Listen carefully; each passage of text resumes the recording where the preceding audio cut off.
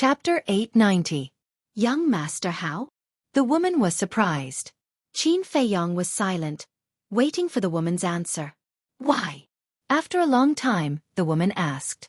Have you heard of a saying, a gentleman has the beauty to help others? Young Master How is infatuated with you, but he can't see your face. So I want to help him. Qin Feiyong said. The woman said, so you don't want to see my face? Me. Qin Feiyong shook his head and said, no. Why? Am I not beautiful enough? The woman asked. Qin Feiyong said, I don't know whether you are beautiful or not. So it has nothing to do with this. Then why? You know, this is a rare opportunity for you. The woman said. You are very confident in yourself. But unfortunately, I don't care much about women. There is a saying, I don't know if you have heard of it. Beautiful women are skeletons. Qin Feiyong said lightly. Ha! Hearing this, the woman smiled.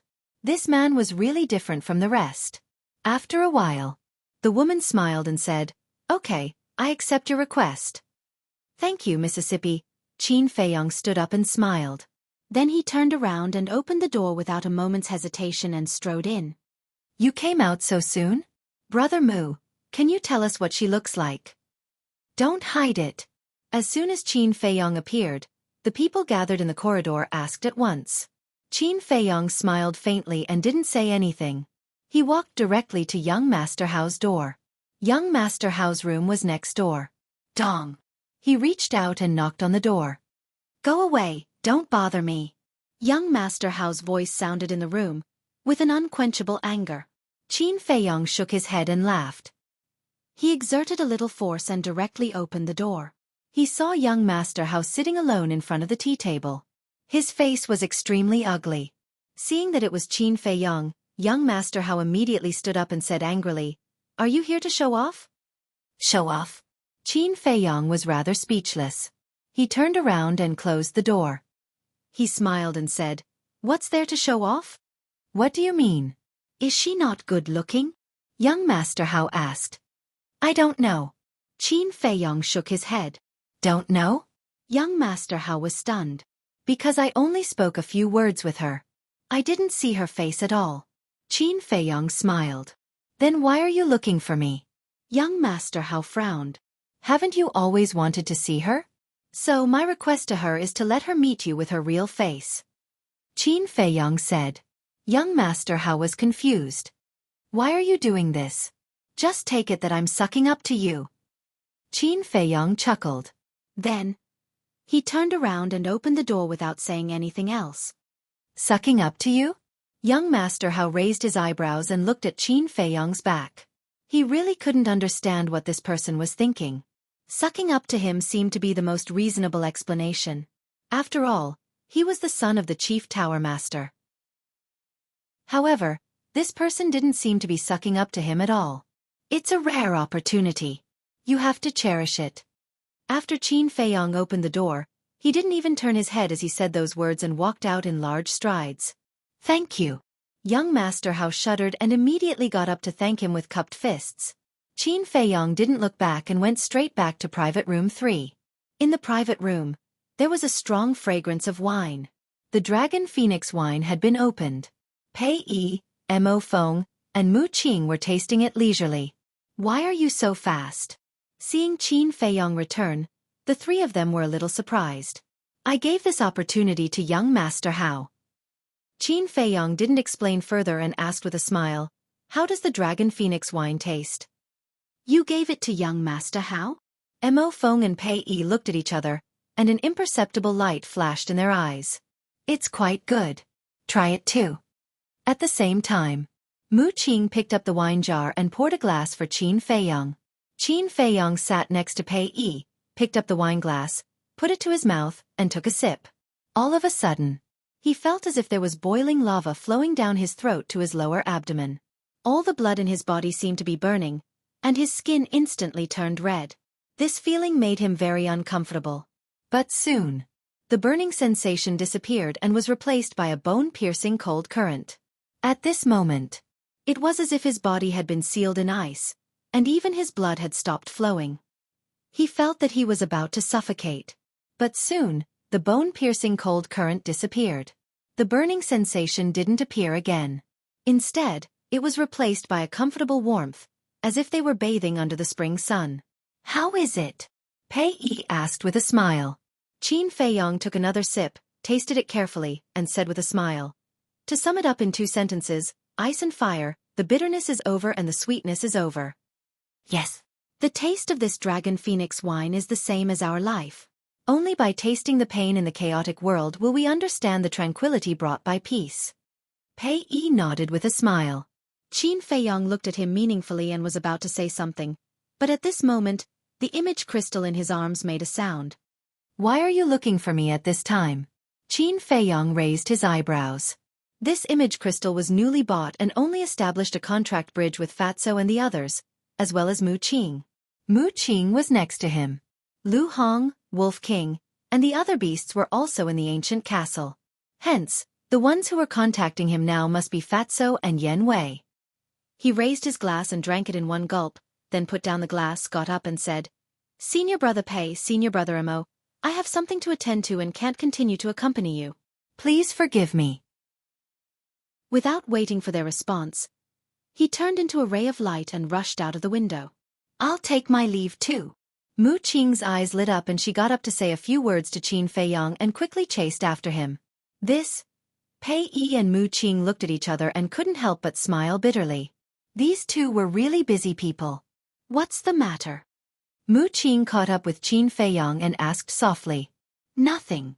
Qin Feiyong shook his head and scanned the area below. When he found an empty alley, he swooped down. Next, he ignored Mu Qing and directly entered the ancient castle. At this moment, the image crystal had stopped vibrating.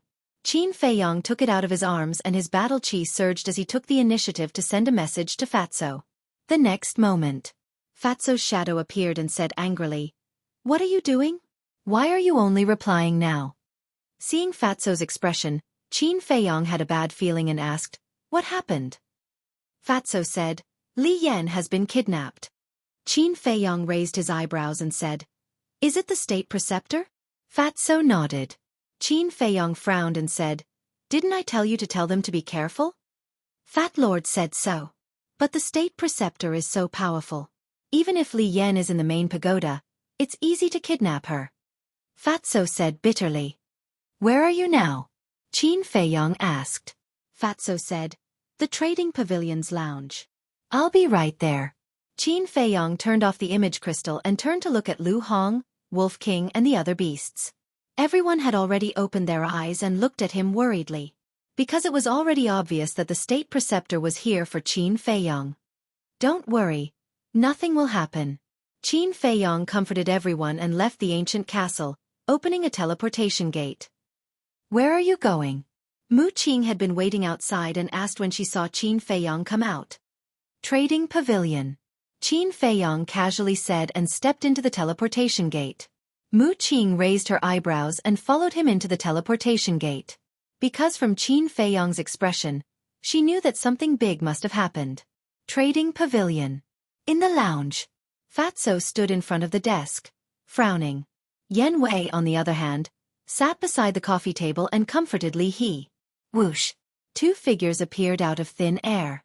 They were Qin Feiyong and Mu Qing. Coming. Fatso immediately went up to them. Qin Feiyong glanced at Li He and asked, "What's going on?" "We had something to do just now, so we left Li Yan alone in the lounge." She also said that she would go back to the main tower immediately. But when Li He came back, he found a letter on the desk. Fatso grabbed a piece of letter from the desk behind him and handed it to Qin Feiyong. "I've already read it. The letter says that Li He should go to the Black Cloud Mountain and exchange the origin of the Juku Yellow Dragon Pill for Li Yan." Fatso said. "Where is the Black Cloud Mountain?" Qin Feiyong asked. Li He said, "It's outside the city, about 5,000 miles away from the Divine City." After that, he raised his head and glared at Qin Feiyong and the others, saying, "Who on earth did you offend? Why do you want to deal with you by all means?" Qin Feiyong glanced at him and opened the letter. A line of small words immediately entered his sight. "What should we do now?" Fatso asked. Qin Feiyong clenched his hand and the letter was crushed on the spot, saying, "Didn't he come for me? I'll go and meet him." "No," Mu Qing said flatly. The imperial preceptor was so powerful that Qin Feiyong would not be able to return if he went alone. "Then how do you think we should solve it?" Qin Feiyong frowned. Mu Qing pondered for a while and looked at Yan Wei, saying, "Go out with Li He to relax. Yan Er's life and death are unknown. Do you think I'm still in the mood?" Li He roared. Mu Qing smiled and said, "Don't worry, we promise that we will bring Li Yan back unscathed." "What guarantee do you have?" Li He sneered. Mu Qing raised his eyebrows and said gloomily, "If I tell you to go, then go. Why are you talking so much nonsense?" Li He suddenly got up, his face full of anger. "Elder Li, calm down, calm down. If you believe them and they say they can do it, then they can definitely do it. Besides, we can only rely on them now. Otherwise, Li Yan will really have no way to live." Yan Wei also hurriedly got up to appease him. Li He glanced at Qin Feiyong and Mu Qing, his expression uncertain. "Okay, I'll believe you this time. But in the end, if you don't bring Yan Er back, I will never let you go." In the end, Li He compromised. He flicked his sleeves and turned to walk outside. "Don't worry, I will appease him." Chapter 891. After Yan Wei and Li He left, Fatso immediately stepped forward and closed the door. Mu Qing stretched out her hand and said, "Let me see the letter." Qin Feiyong handed it to Mu Qing. Mu Qing glanced at the contents and breathed a sigh of relief. "Fortunately." And Qin Feiyong and Fatso frowned. "This letter only says to let Li He go to the Black Cloud Mountain, but it doesn't reveal your identity, so Li He still doesn't know who you are. Now what we need to do is to save Li Yan, and then find a way to send the imperial tutor away from the Forgotten Continent. Of course, it's best if we can kill him and get rid of all future troubles." Mu Qing said. "We all know this, but to do it is more difficult than ascending to the sky," Fatso said. Mu Qing shook her head and said, "It won't be too difficult. You guys go and delay him first, I'll go and make the arrangements." "Why do you still want to help me?" Qin Feiyong looked at Mu Qing and asked. "Just because of the Heaven Star Flame?" Although the Heaven Star Flame is very important, the Mu family also arranged for other people to sneak into the main tower. Even if something happened to him, there was still a chance. But now, in order to help him, Mu Qing didn't hesitate to become enemies with the imperial tutor. This kind of approach doesn't seem too wise. "I'm not helping you. I'm helping my Mu family. In addition, your current identity hasn't been exposed, so before going to the Black Cloud Mountain, you have to restore your true appearance." Mu Qing said lightly, opened a portal, and then told the coordinates of the Black Cloud Mountain to Qin Feiyong, turned around and left. "Help him?" Fatso was slightly stunned, looked at Qin Feiyong and asked, "What do you mean?" Qin Feiyong's eyes narrowed slightly and said, "I think in the eyes of the Mu family, I may be more than this." "You mean besides the Heaven Star Flame, they are plotting something else? And these things may be related to you?" Fatso was bewildered. "Most likely. Forget it. We'll talk about this later. Let's go to Black Cloud Mountain first." Qin Feiyong waved his hand and sent Fatso to the castle. He then took out a facial restoring pill and popped it into his mouth. Very soon, he regained his true appearance, took off the uniform of the main tower, and changed into the clothes he usually wore. Next, without any hesitation, he opened a teleportation gate and strode in. Black Cloud Mountain had steep cliffs and precipitous cliffs. From afar, it looked like a huge pitch-black sword. Around the Black Cloud Mountain, there was an undulating mountain range. At this moment, at the peak of the Black Cloud Mountain, at the edge of a cliff, a red-robed old man stood facing the wind. His entire body emitted an unfathomable aura. Beside the old man, a woman in white was lying quietly on the ground. Her eyes were closed as if she had fallen into a deep sleep. They were none other than the disguised Grand Preceptor and Li Yan. Whoosh! Suddenly, a white figure descended from the sky above the mountain peak. "You've come," the Imperial Advisor said. But he did not turn his head. Looking down at the mountains and rivers below, his eyes were incomparably deep. Qin Feiyong glanced at Li Yan who was lying on the ground, then looked at the back of the Imperial Advisor. He took a step forward and landed beside the imperial advisor. After a moment of silence, Qin Feiyong opened his mouth and asked, "Is it father? Did the emperor ask you to come?" The imperial advisor said, "Don't you already have the answer in your heart?" Qin Feiyong smiled bitterly and said, "Does he hate me that much?" The imperial advisor said, "His Majesty's thoughts are not something you and I can guess." "That's right. Why else would it be said that since ancient times, emperors have been fickle, and the most ruthless emperor family?" Qin Feiyong laughed at himself. This sentence was also the answer he gave to the person who played the zither. The imperial advisor was silent for a while, then said, "I heard that you snatched the ice flame, the heaven star flame, and the mysterious sky flame?" "Why do you ask?" Qin Feiyong was stunned. "It is said that on this forgotten continent, there is an ancient miracle, and these elixir flames are the key to summoning and opening the miracle." The imperial advisor said, "You actually know?" Qin Feiyong frowned. The imperial advisor said, "This is not a secret in our imperial palace, because your ancestor, the first emperor, has been to this miracle." "What?" Qin Feiyong's eyes trembled. "Let me tell you one more thing. This miracle is not an ordinary place. The disappearance of the first emperor is related to this miracle." The imperial advisor said. "Really?" Qin Feiyong suddenly turned his head and stared at the imperial advisor. "Yes." The imperial advisor nodded and finally withdrew his gaze. He turned to look at Qin Feiyong and said, "But this time I'm not here for this miracle, but for the Xueqi and the castle on you." The imperial advisor's eyes were very calm, and his tone was also very calm. However, Qin Feiyong couldn't help but feel his scalp tingle. He decisively took a few steps back, keeping a distance from the imperial advisor. "You don't have to do this. This old man is not here to kill you. As long as you are willing to hand over Xueqi and the castle, and swear never to return to the great Qin Empire, this old man will immediately turn and leave."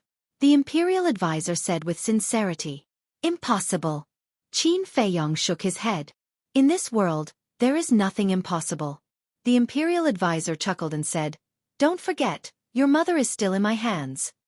Qin Feiyong's eyes flashed with killing intent, and said in a deep voice, "If you dare to touch a single hair of hers, I will never let you go." "You are still so naive. If you really have the ability, why would you watch your mother suffer endless pain in the divine prison? You don't seem to have been in the divine prison. This old man might as well tell you that there is a thunder tribulation that can shatter mountains and rivers, a sea of fire that can burn everything, a cold current that can penetrate the bone marrow, and a storm that can strangle everything. An ordinary person would have a mental breakdown and commit suicide in less than a day.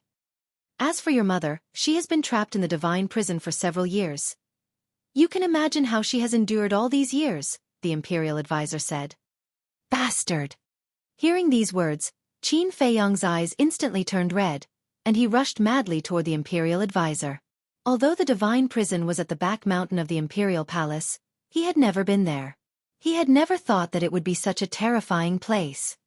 "Humph!" The imperial advisor snorted coldly, reached out his old hand, grabbed Qin Feiyong's neck, and twisted it high. "It's too easy to kill you. So don't test my patience."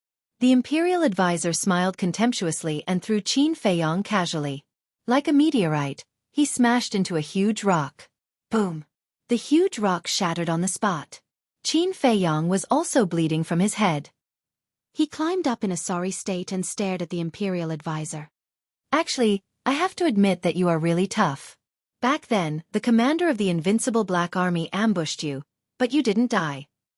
The imperial advisor looked him up and down and shook his head. Qin Feiyong said, "At that time, he really thought that I was dead. But why did you come to the forgotten continent?" "Because of Xueqi and the ancient castle. Even if you are dead, I must get these two things, so I came. Fortunately, I came. Otherwise, I wouldn't know that you are still living happily." The imperial advisor smiled, and his smile was a little creepy. Qin Feiyong said in a deep voice, "Do you know the origin of Xueqi and the ancient castle?" "I don't know. However, I know one thing. Those two items are both heaven-defying divine artifacts." The imperial advisor's eyes were full of greed. "They really are divine artifacts." Qin Feiyong's heart skipped a beat. "Hurry up. Now, not only the woman in front of you, but also the fate of your mother, the old man you respect the most, and the woman who let you enter the Forgotten Continent to snatch the heavenly thunder fire. Whether they can live or not depends on your decision now. The Imperial Advisor said. Qin Feiyong was surprised. Soon he thought of it.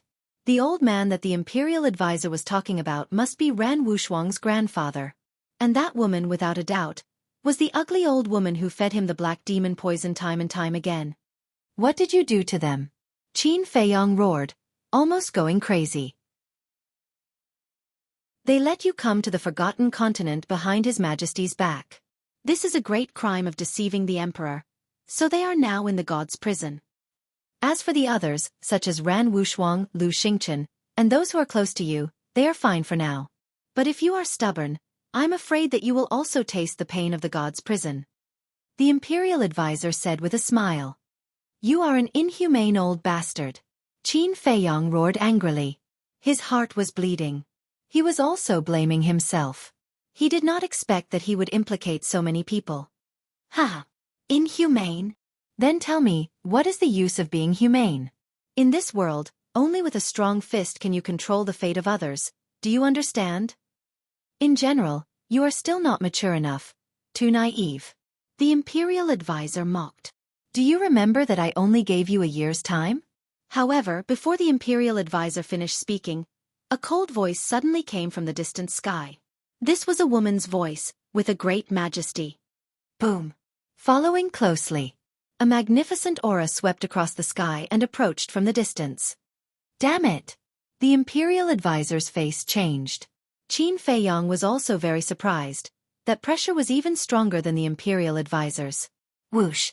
The next moment, the Imperial Advisor took a step forward, raised his big old hand, like an eagle's claw, and grabbed at Qin Feiyong. How amazing was the Imperial Advisor's speed!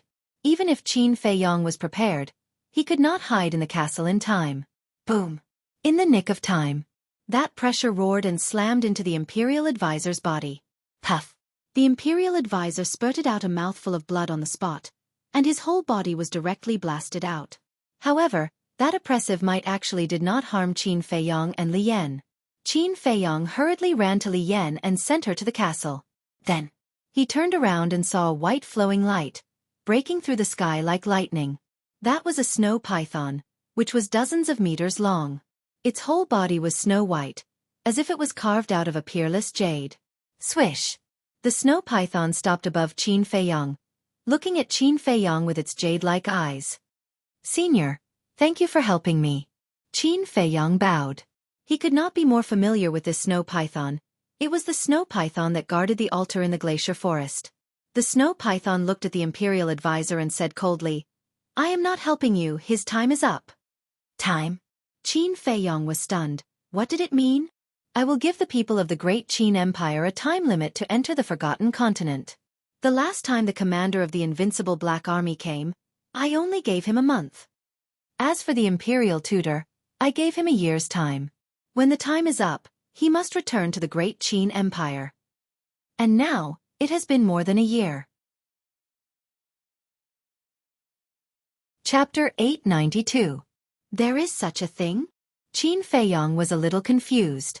At the same time, the Imperial Preceptor was also stable in the void, pointing to Qin Feiyong and roaring, I don't accept it. Why is there no time limit for him to enter the Forgotten Continent? This was also where Qin Feiyong was puzzled. To know. Plus this time, it was already his second time entering the Forgotten Continent. And the snow python must have noticed him, but why didn't it say anything? He's different. The snow python said. What's the difference? The Imperial Preceptor said angrily. The snow python said, he opened the purple gold dragon soul. Just because of this? The Imperial Preceptor was a little flustered. The snow python said impatiently, don't talk nonsense, leave with me immediately. What if I say no? The Imperial Preceptor stared at it gloomily. You don't have the qualification to say no. The snow python was domineering, its pressure was like a waterfall, and it rushed to the Imperial Preceptor. Let me go. The Imperial Preceptor struggled at once, but he couldn't break free from the snow python's pressure, and was taken away by the snow python. What's the situation? Qin Feiyong scratched his head. Looking at the snow python and the imperial preceptor who were quickly disappearing, he couldn't recover for a long time. Suck. But when he came back to his senses, he couldn't help but take a breath. The imperial preceptor was a fake god, there was no doubt about it, but in front of the snow python, he didn't have the slightest resistance. How strong is this snow python's power? Is it a god? To be honest, he had already guessed that the snow python was very strong, but he didn't expect it to be strong to this extent. However, Qin Feiyong, who was in shock, didn't notice that there was a figure hidden near the black cloud mountain. But that person was covered in a layer of golden light, and his face couldn't be seen clearly. He stood in a dense forest, and seemed to be looking at the snow python and the imperial preceptor. However, after the snow python and the imperial preceptor disappeared, he also disappeared, leaving no trace. About 100 breaths passed. Shwa! Another 3 figures descended over the black cloud mountain. It was Mu Qing, the second ancestor of the Mu family, and the ancestor of the Mu family. What's the situation? The 3 of them had arrived aggressively, but when they saw that there was only Qin Feiyong at the top of the mountain, their expressions turned to one of astonishment. Qing, didn't you say that the imperial advisor of the great Qin Empire is here? Where is he? The great ancestor of the Mu family asked. He's here. Mu Qing's mind was also a mess. Whoosh! The 3 of them landed beside Qin Feiyong one after another. Mu Qing asked, "Where is he? By the time you came to help, I would have been dead." Qin Feiyong glanced at the 3 of them indifferently. Mu Jia's second forefather frowned. Get to the point. Qin Feiyong ignored him. He sat on the edge of the cliff with an indescribable agitation in his heart. The 3 of them looked at each other in confusion. Mu Qing seemed to have suddenly thought of something and asked cautiously, "Don't tell me you've reached an agreement with him?" "What do you think I can reach with him?" Qin Feiyong sneered. "He just wanted to kill the imperial advisor now." "Then why didn't he kill you?" Mu Qing said in a deep voice. This matter was too strange, and he had to figure it out. "It's none of your business. You just need to know that he has returned to the great Qin Empire. Also, I want to calm down now, so don't bother me." Qin Feiyong waved his hand without any annoyance. Heard it. The Mu Jia's great forefather and second forefather's old faces were filled with anger. They came to help out of kindness, but he treated them with such an attitude? Mu Qing hurriedly stood behind Qin Feiyong and smiled. "Two great forefathers, please calm down. You go back first. I'll accompany him here." Humph! The 2 of them snorted coldly, opened a portal, and walked in without looking back. Mu Qing also turned around and sat beside Qin Feiyong. He did not disturb Qin Feiyong and lowered his head to think about something. At the same time, inside the castle, Li Yan, who was lying on the ground, suddenly murmured, and her eyelids moved. Wolf King raised his eyebrows and hit Li Yan on the back of her head with his paw. Li Yan fainted on the spot again. Then Wolf King looked at Fatso and the others, and said, "How do you think little Qin Zi is feeling now?" Lu Hong said, "Needless to say, he must be in pain and remorseful.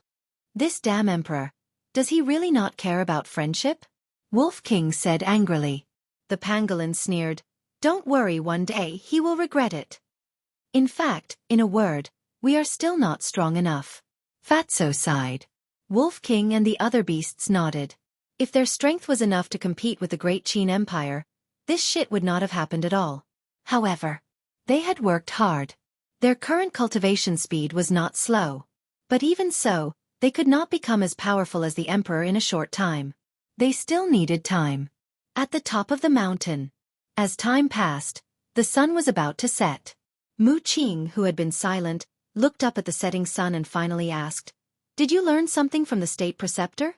Qin Feiyong nodded silently. "Some things have already come to this. What's the use of worrying here? It's better to find a way to get close to the chief tower master and get the Tiangang flame. When you go to the miracle, I promise, your strength will definitely improve by leaps and bounds." Mu Qing said. "Is that so?" Qin Feiyong turned to look at him. "Of course." Mu Qing nodded. Qin Feiyong said, "What if I tell you that Lu Xingchen is in a dangerous situation now? What will you do?" "What?" Mu Qing suddenly stood up. Looking at Mu Qing's reaction, Qin Feiyong sneered. It seems that the relationship between the Mu family and Lu Xingchen is really not ordinary. But Mu Qing completely turned a blind eye to this and said in a deep voice, "That's impossible. Lu Xingchen has a space divine item. The state preceptor can't catch him at all." It seemed that in his eyes, nothing else was important. He only cared about Lu Xingchen's safety. Qin Feiyong's heart skipped a beat. It's true that Lu Xingchen has a space divine item, but the state preceptor is a fake god after all. As long as the distance is not too far, he can sense it. What's more, the state preceptor told me personally that Lu Xingchen has been locked up in the divine prison. You have to believe that the state preceptor has no need to lie to me. And the environment in the divine prison is very bad. It is said that it is enough to make a person so desperate that he will commit suicide. Damn it! Mu Qing clenched his fists, making a cracking sound. If you're really worried, you can go to your ancestor and open the Real Spacetime Gate to rescue Lu Xingchen. Qin Feiyong said. He did this for two purposes. First, he wanted to find out whether there was a fake god or a god in the Mu family. Second, he also wanted to go back and have a look. But if he went back alone, it was tantamount to sending a sheep to the tiger's mouth. On the contrary, if the Mu family helped, the danger could be minimized. However, hearing Qin Feiyong's words, Mu Qing began to doubt. He stared at Qin Feiyong's face and said, "Do you swear that what you said is true?" "Do I still need to swear? You can imagine that anyone who is related to me is in a very bad situation now," Qin Feiyong said. Mu Qing's face became gloomy again, and he was struggling in his heart. In the end, he gritted his teeth and said, "I'll go back first, you go back to the main tower by yourself." After saying that, he opened the portal and quickly rushed in. "You can't beat me after all." Looking at the dissipating portal, Qin Feiyong smiled coldly and followed to the castle. When he saw Li Yan lying on the ground, his body suddenly stiffened. He saw that on Li Yan's head, there were 4 or 5 pebble-sized meat bumps. What's going on? He looked at Fatso Lu Hong and Wolf King. "It's all because of you." Wolf King rolled his eyes. "Me?"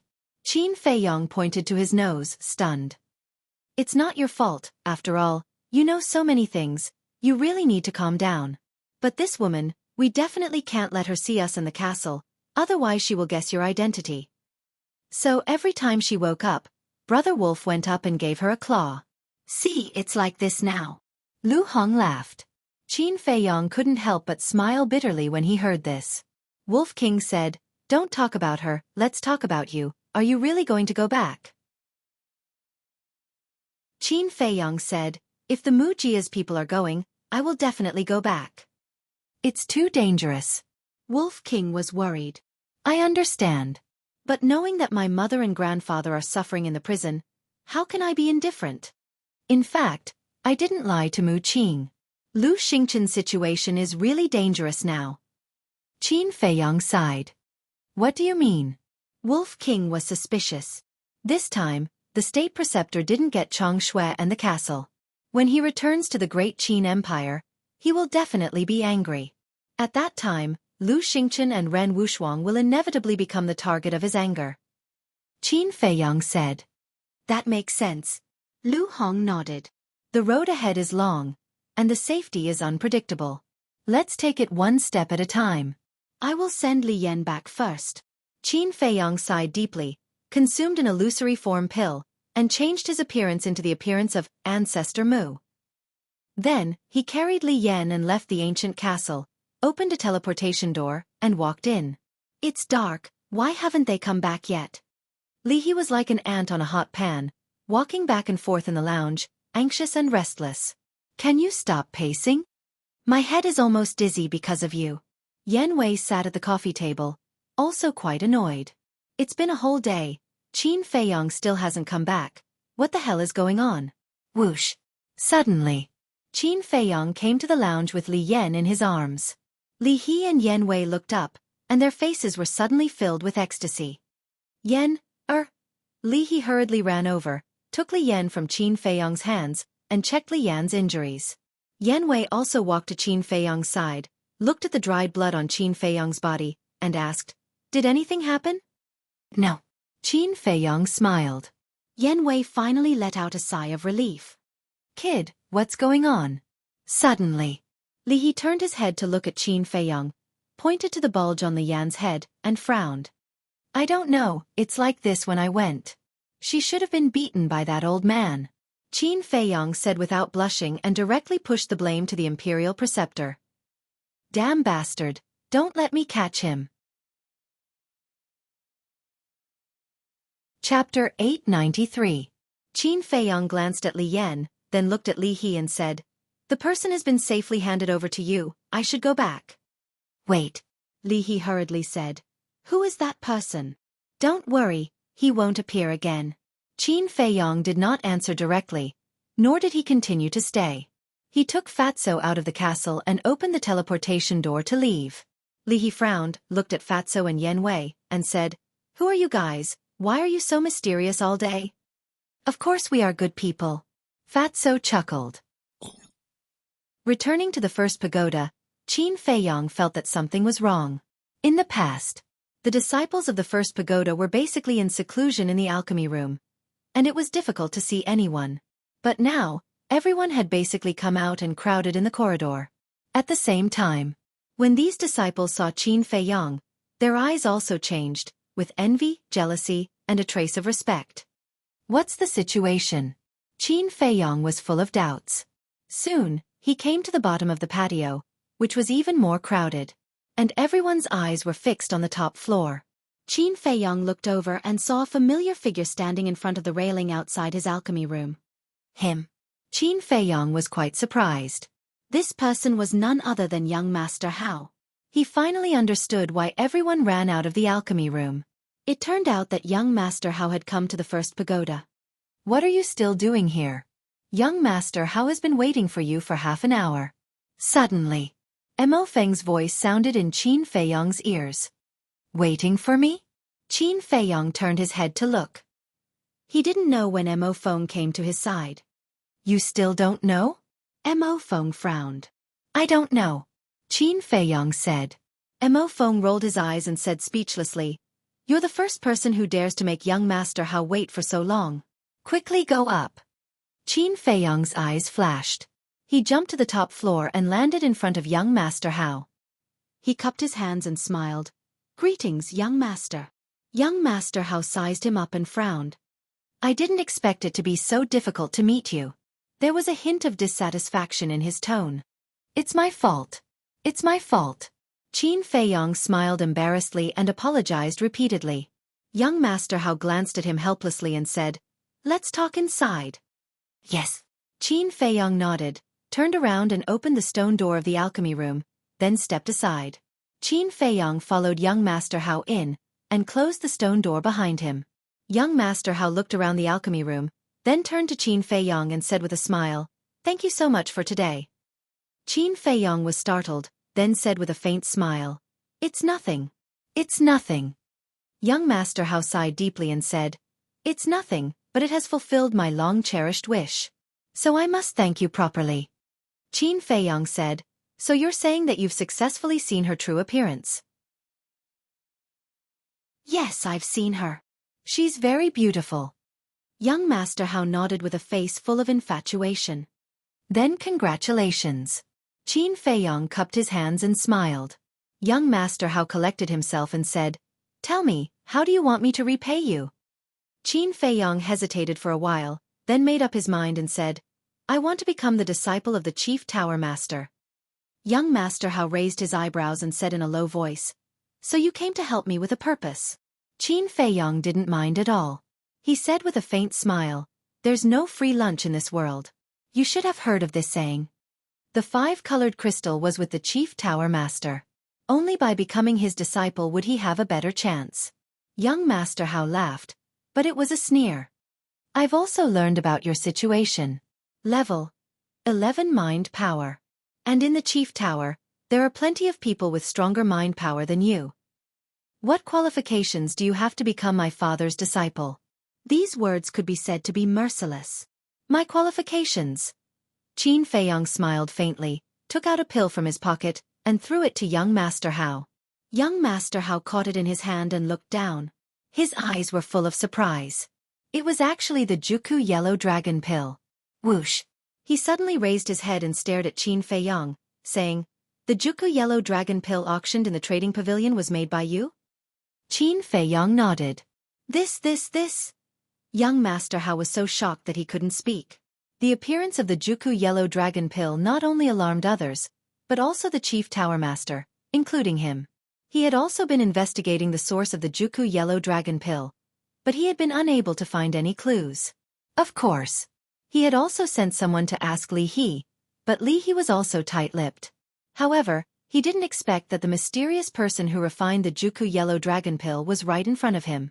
After a while, young Master Hao came to his senses and looked at the 5 patterns on the Xueqi yellow dragon pill, saying, "So your mind power is not only at level 11? Isn't this obvious?" Qin Feiyong smiled. "Why hide it?"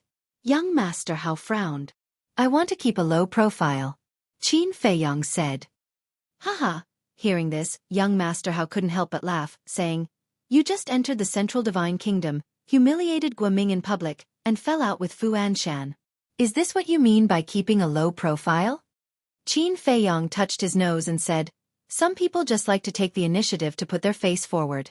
If you don't hit him, he will feel uncomfortable." Young Master Hao was stunned and shook his head with a smile, saying, "You are very interesting, but even if you can refine the Xueqi yellow dragon pill, it will be very difficult to become my father's disciple." "Then what else do you need?" Qin Feiyong asked. "Answer me first. Since you want to keep a low profile, why do you still want to become my father's disciple?" Young Master Hao said. After becoming the disciple of the Chief Tower Master, his identity would be different, and he would be respected by thousands. This was completely against this person's wishes. Qin Feiyong said, "I want to become stronger and get better cultivation resources." "Your ambition is not small." Young Master Hao looked at him meaningfully. If a man doesn't have any ambition, is he still a man? Qin Feiyong smiled faintly. "That's true. But I can't help you much in this matter, because my father is very arrogant. He may not listen to me. I can only recommend you. As for whether you can succeed in the end, it depends on your luck." Young Master Hao said. Qin Feiyong was secretly happy and cupped his hands, saying, "Thank you, young master. Okay. It's time for me to go. As for this Xueqi yellow dragon pill, I have to take it to my father. Maybe it will help you." Young Master Hao said, opened the teleportation door, and walked in without looking back. After watching young Master Hao leave, Qin Feiyong also put on a bright smile on his face. Fortunately, he went to the Dragon Phoenix house today. Otherwise, he didn't know when he would be able to make friends with young Master Hao. Bas. At this moment, the image crystal in Qin Feiyong's arms made a sound. Qin Feiyong was slightly stunned, and then his eyes flashed. It was most likely Mu Qing. He took out the image crystal, and his battle chi surged, and a shadow quickly condensed. It was indeed Mu Qing. "What's wrong?" Qin Feiyong asked with a smile. "We're going to the Great Qin Empire. Do you want to go back with us?" Mu Qing asked. Qin Feiyong's eyes flashed and he said, "Who are the people?" Mu Qing said impatiently, "Don't ask so many questions. Just tell me if you're going or not." "It's very dangerous." Qin Feiyong frowned. Of course he had to go back, but he had to be more tactful. Otherwise, with Mu Qing's mind, he would definitely find some clues. Mu Qing said, "We're just going to check out the situation. We won't do anything. What danger can there be?" "I see." Qin Feiyong pondered for a while and nodded. "Go, when do we set off?" "Wait for us at the Black Cloud Mountain tomorrow morning." After Mu Qing finished speaking, the shadow quickly disintegrated. As Qin Feiyong was stunned, and then he smiled. These 2 words revealed a lot of information. Because, if Mu Qing was alone, he would definitely say, "Wait for me at the Black Cloud Mountain," instead of saying, "Wait for us at the Black Cloud Mountain." In other words, Mu Qing was not the only one on this trip to the Great Qin Empire. Next, Qin Feiyong walked into the cultivation room, took out the soul refining technique, sat cross-legged on the ground, and continued to comprehend. A day passed quickly. The next day. Early morning. Qin Feiyong opened his eyes, and there was a trace of confusion in his eyes. Another day and night of comprehension, but he still did not gain anything. He could not help but start to wonder if this soul-refining technique was really what he thought it was. Or was it just like what Elder Wang said? This was a kind of battle art that was even worse than a low-grade one and had no value at all? Sigh. Forget it for now. He sighed deeply, put away the soul-refining technique, got up, washed up, and prepared to go to the Black Cloud Mountain. Dong. But at this moment, there was a knock on the door. Qin Feiyong was slightly stunned. He walked to the door of the alchemy room, opened the stone door suspiciously, and saw a young man in purple standing outside. His pupils shrank when he saw this person. This person looked very young and held a jade flute in his hand. He looked elegant, but his aura made Qin Feiyong feel inexplicably terrified. It was enough to show that this was a very terrifying expert. The young man in purple sized up Qin Feiyong and asked, "You're that kid surnamed Mu?" Qin Feiyong nodded and said, "Yes, may I ask who you are?" Gong Sun Bei. The young man in purple reported his name. Qin Feiyong frowned. Why did this name sound so familiar? Suddenly, he remembered. The last time he came out of seclusion, Fatso told him that there was a person called Gong Sun Bei who was leading people to investigate the mysterious lady and him. In other words, the person in front of him was the person Fatso mentioned. Qin Feiyong's expression immediately became respectful. He cupped his hands and said, "May I know why you're looking for this disciple?" Gong Sun Bei walked into the alchemy room, closed the stone door and said, "Did you really refine the Xueqi yellow dragon pill?" Qin Feiyong nodded. He didn't expect young Master How to be so efficient. Seeing Qin Feiyong admit it, Gong Sun Bei's face also had a hint of surprise. He asked, "Then your spiritual energy?" Level 20. Qin Feiyong said truthfully. "TSK TSK TSK. Gong Sun Bei was speechless. He said, "I really didn't expect you to hide it so well. Level 20 spiritual energy. This is the first time I've seen it." "Thank you for the compliment," Qin Feiyong said. "I'm not complimenting you.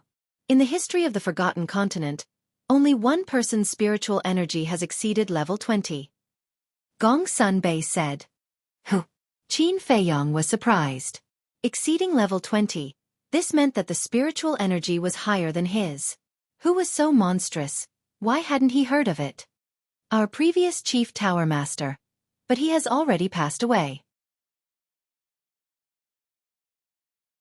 Chapter 894. Step into the Battle Saint realm in 2 years? Qin Feiyong was stunned. I know it's difficult and almost impossible, but to become the disciple of the chief pagoda master, you have to do it. Gong Sun Bei said. Difficult. Qin Feiyong couldn't help but laugh in his heart. Stepping into the Battle Saint realm in 2 years was indeed an impossible task for others. But for him it was simply too easy. Don't force yourself. In fact, with your alchemy talent, even without the guidance of the chief pagoda master, you can still make some achievements. Gong Sun Bei laughed. Seeing Qin Feiyong not speak for a long time, he thought that Qin Feiyong was not confident. Okay. Disciple will definitely step into the Battle Saint realm in 2 years. Qin Feiyong nodded and said solemnly. Gong Sun Bei was stunned. He thought Qin Feiyong would give up, but he didn't expect him to agree. He really couldn't figure out where this kid's confidence came from. In that case, work hard. There's one more question. Where did you get the Xueqi yellow dragon pill recipe? Gong Sun Bei asked, his eyes shining. This is disciple's personal privacy. Maybe it's not convenient to disclose. When young Master Hao took away the Xueqi yellow dragon pill, Qin Feiyong had already thought that the chief pagoda master would definitely ask about the origin of the pill. So, he had already thought of a way to deal with it. The only thing he was worried about now was whether the chief pagoda master would force him to hand over the pill recipe. Hearing this, Gong Sun Bei also fell silent. A pair of eyes stared straight at Qin Feiyong. The atmosphere at the scene gradually became solemn. Hee. Suddenly, Gong Sun Bei laughed and said, I already guessed that you would answer me like this. Don't worry, my chief pagoda will not force any disciple to do anything. Thank you, Lord. Qin Feiyong bowed and thanked him. Work hard. Gong Sun Bei patted him on the shoulder and opened a teleportation door. Qin Feiyong cupped his hands and said, Lord, I can refine the Xueqi yellow dragon pill. I hope you can keep it a secret. We know that. Apart from me, the chief pagoda master, and the young master, no one else will know. Gong Sun Bei smiled faintly, turned around, and entered the portal, quickly disappearing. What he was worried about didn't happen. Qin Feiyong was finally relieved. Next, he took out an image crystal and sent a message to Fatso. As soon as Fatso's shadow appeared, Qin Feiyong asked, Do you want to go back? Back to where? Fatso looked at him suspiciously. Great Qin Empire. Qin Feiyong enunciated every word clearly. Fatso said, So Mu Qing has taken the bait? Don't waste time. Make a decision quickly. Qin Feiyong urged. Fatso said, I do want to go back, but what if the person who bought the herbs appears? Isn't there still Yan Wei? Tell him to keep an eye on them. Qin Feiyong said. Okay, I'll go tell him right away. Wait for me. Fatso nodded and turned off the image crystal. Black Cloud Mountain. As the sun rose, everything came back to life. Swoosh. Two figures descended above Black Cloud Mountain. One of them was Mu Qing. The other person was wearing a black robe with a hat on his head that covered his entire body. On his face, there was also a black mask that covered his entire face. Only a pair of eyes were exposed. It was very mysterious. Why isn't he here yet? Mu Qing looked around and didn't see Qin Feiyong's figure. She couldn't help but frown. Qing, I don't understand. Why did you specially bring Qin Feiyong along? The black-robed man asked. His voice was slightly hoarse. It was obvious that he was an old man. Mu Qing said, We brought him along just in case. The Emperor of the Great Qin Empire and the Grand Tutor want him. If Lu Xingqian is really trapped, we'll hand him over. That's a good idea, the black-robed old man nodded thoughtfully and said. However, he's still very useful to us. I know. However, compared to Qin Feiyong, Lu Xingqian is more important, Mu Qing said in a low voice. However, before she finished speaking, the black-robed old man's eyes flashed. He looked up at the sky and said, Someone's coming. Mu Qing immediately stopped talking and looked up. Whoosh. In the next moment, two figures appeared in the sky at the same time. They were Qin Feiyong and Fatso. When they saw the black-robed old man, their eyes immediately trembled. This person didn't have any aura, but he gave them an unprecedented sense of danger. Mu Qing frowned and said, Can you guys not be so slow when doing things? You talk too much. Fatso rolled her eyes at him. Whoosh. The two of them landed on the mountain peak. Qin Feiyong glanced at the black-robed old man, then looked at Mu Qing and asked, This is? You can call him Yiglao. Don't ask too much. Mu Qing said. Yiglao. Qin Feiyong and Fatso cupped their hands at the black-robed old man. The black-robed old man also nodded at the two of them. Mu Qing looked around and said respectfully, Yiglao, please open the space-time gate. Boom. As soon as she finished speaking, a terrifying aura rushed out of Yiglao's body.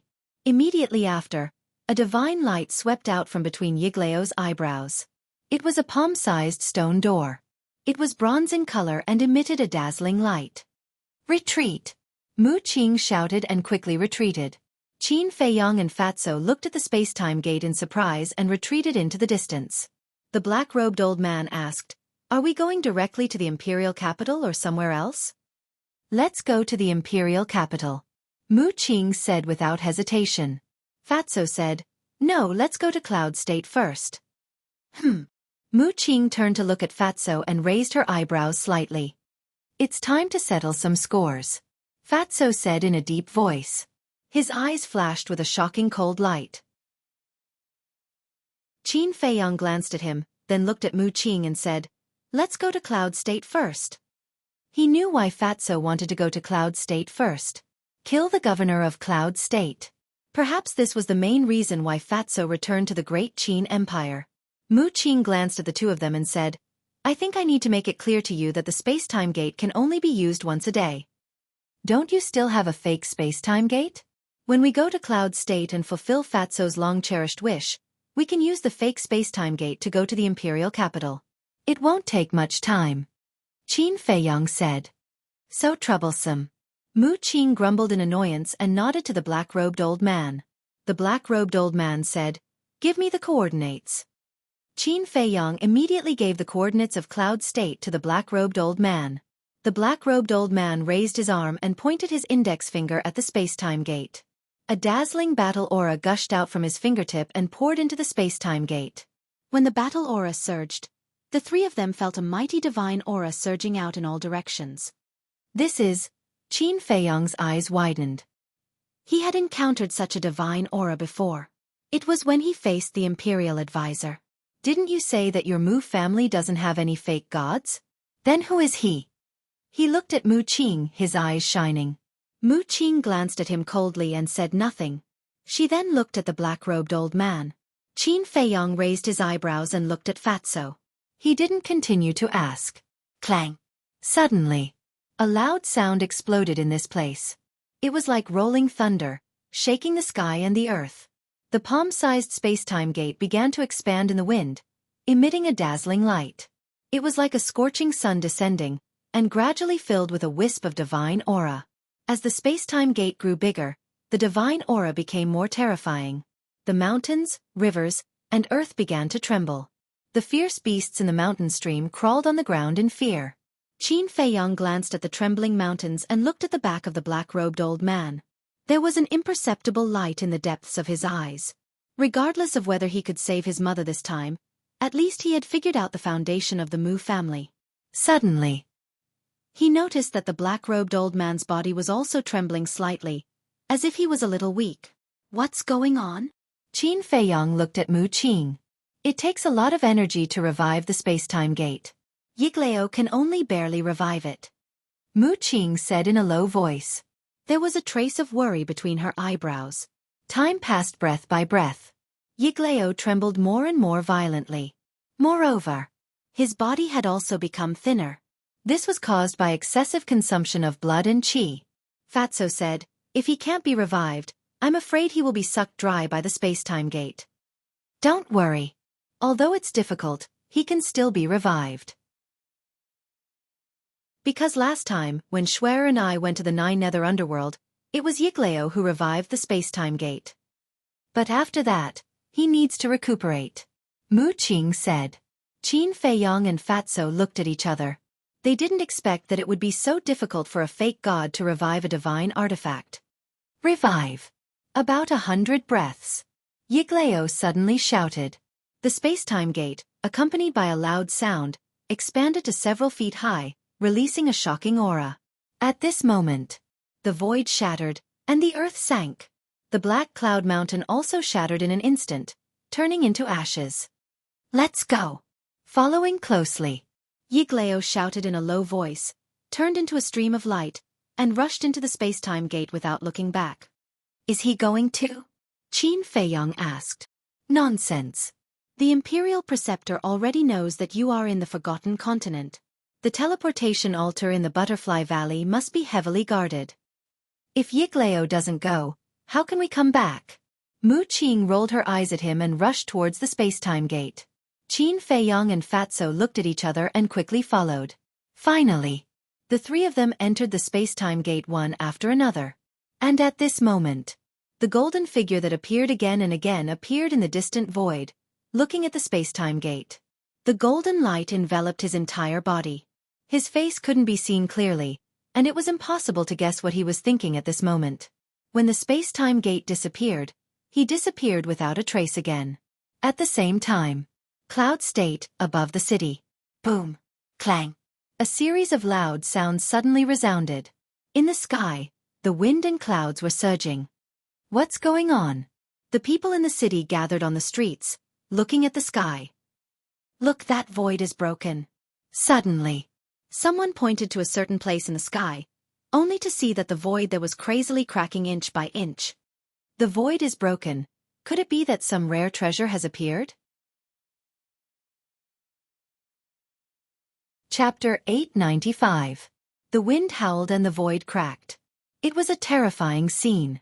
Everyone thought that some kind of supreme treasure had appeared in this world. Whoosh! 11 figures flew into the sky and stood above the city. The leader was a white-haired old woman.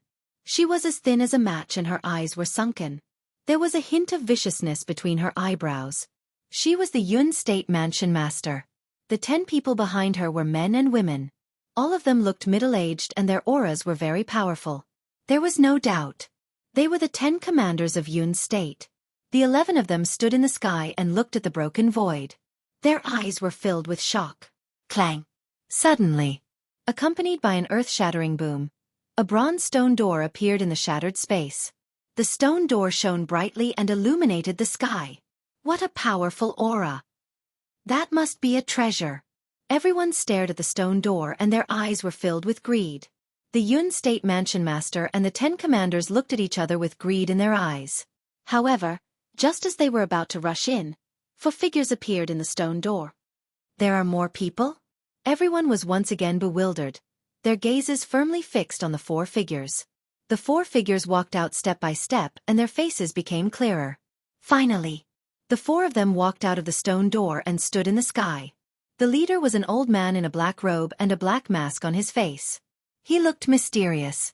The other 3 were young and they also had an extraordinary aura. Who are they? What a terrifying aura! Everyone's pupils shrank when they looked at the 4 of them. The Yun State Mansion Master and the 10 commanders were even more shocked. Due to the fact that they were stronger than the others, they were able to sense the danger brought forth by those 4 people even more. Especially the old man in the black robe. In the eyes of the Yun State Mansion Master and the others, he was like the god of death. They're finally back. One of the young men in white looked at the sky and muttered to himself, "Yes, everyone is here." One of them nodded and glanced at the 4 of them. His eyes were filled with coldness. "Who are you?" The Yun State Mansion Master swallowed and asked carefully. "Who are we?" The young man in white mumbled, "We are your nightmares." The Yun State Manor Lord frowned. What did he mean by that? Why couldn't he understand? "Don't worry. You'll understand soon." The white-robed young man grinned. He took out a facial restoration pill and threw it into his mouth. The young man next to him chuckled and swallowed a facial restoration pill. Immediately, their appearances quickly changed. A short while later, 2 familiar faces and 2 familiar figures appeared in the sight of the Yun State Mansion Master. Qin Feiyang. Situ Tianyu. It's you. The Cloud State Mansion Master's expression changed drastically. The 10 commanders also turned pale with fright. The city was in an uproar. They still remembered clearly that when Qin Feiyang and his group broke into the Cloud State, they destroyed the 3 super families of the state capital, the Xia family, the He family, and the Yuan family. That battle had even alarmed the prefecture lords of the various states. The past was still vivid in his mind. Everyone thought that these people would never come back. Who would have thought that a few years later, they would actually appear again? The most important thing was, now, all of the 9 states and 18 counties already knew that Qin Feiyang was the son of the emperor. Although he had been abolished as a prince, the blood of the emperor flowing in his body was indelible. Such a person was not someone they could afford to offend. Fatso sized up the Yun State Mansion Master and shook his head with a smile. "I thought you were very strong, but I didn't expect you to only be an 8-star war sect." An 8-star war sect was already very strong back then, okay? Qin Feiyang rolled his eyes at him. Back then, not to mention the prefecture lords of the 9 states, even the commanders were like gods in their eyes. However, 30 years in the east, 30 years in the west. Now, it was these people's turn to look up to them. The Yun State Mansion Master's heart sank. She had long thought that this day would definitely come, but she didn't expect it to come so soon. What was even more unexpected was that Qin Feiyang and the others' cultivation base had advanced so quickly. Even she, as the prefecture lord, was powerless to fight against these people. We have already explained what happened back then and I have also publicly apologized. What else do you want? The Yun State Mansion Master said. Fat Lord didn't say anything. Yun State is Fat Lord's home. Can't Fat Lord come back? Fatso said. Yes. But now, you are wanted criminals. The Yun State Mansion Master said. Fat Lord knows that those old things in the imperial capital will definitely want us. But so what? Fatso smiled disdainfully. The Yun State Mansion Master's pupils contracted. Thinking back, this man was just the most mediocre descendant of the Situ family. Even the head of the Situ family, Fatso's biological father, didn't think highly of him. But now, he dared to challenge those big shots in the imperial capital. It was really hard to imagine that a person with mediocre aptitude could grow to this point. This was really like the old saying, "Don't bully a poor young man." "Since you're back, we will naturally welcome you. Yun State will always be your home." At this moment, a burly man behind the Yun State Mansion Master said with a smile. This person was about 1.9 meters tall. His upper body was exposed, and his bronze-colored skin and bulging muscles were filled with a valiant aura. The fatty looked at the burly man, and the corners of his mouth lifted slightly.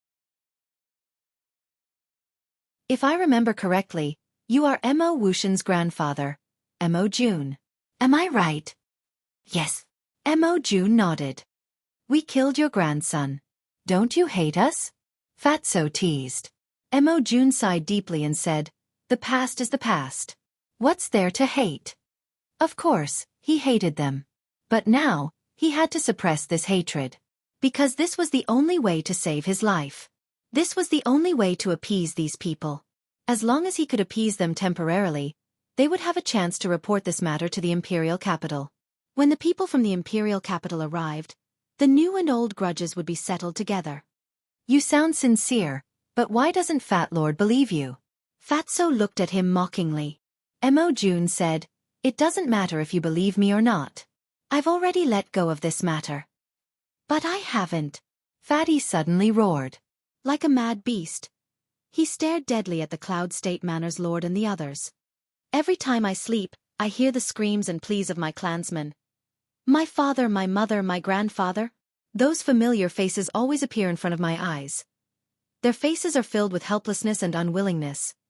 They seem to be asking me why the Situ clan is so loyal to Yun State, the Mansion Master, and the Great Qin Empire. But why did they end up like this?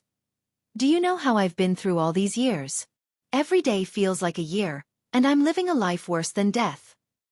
I've been thinking, why is the heavens so unfair?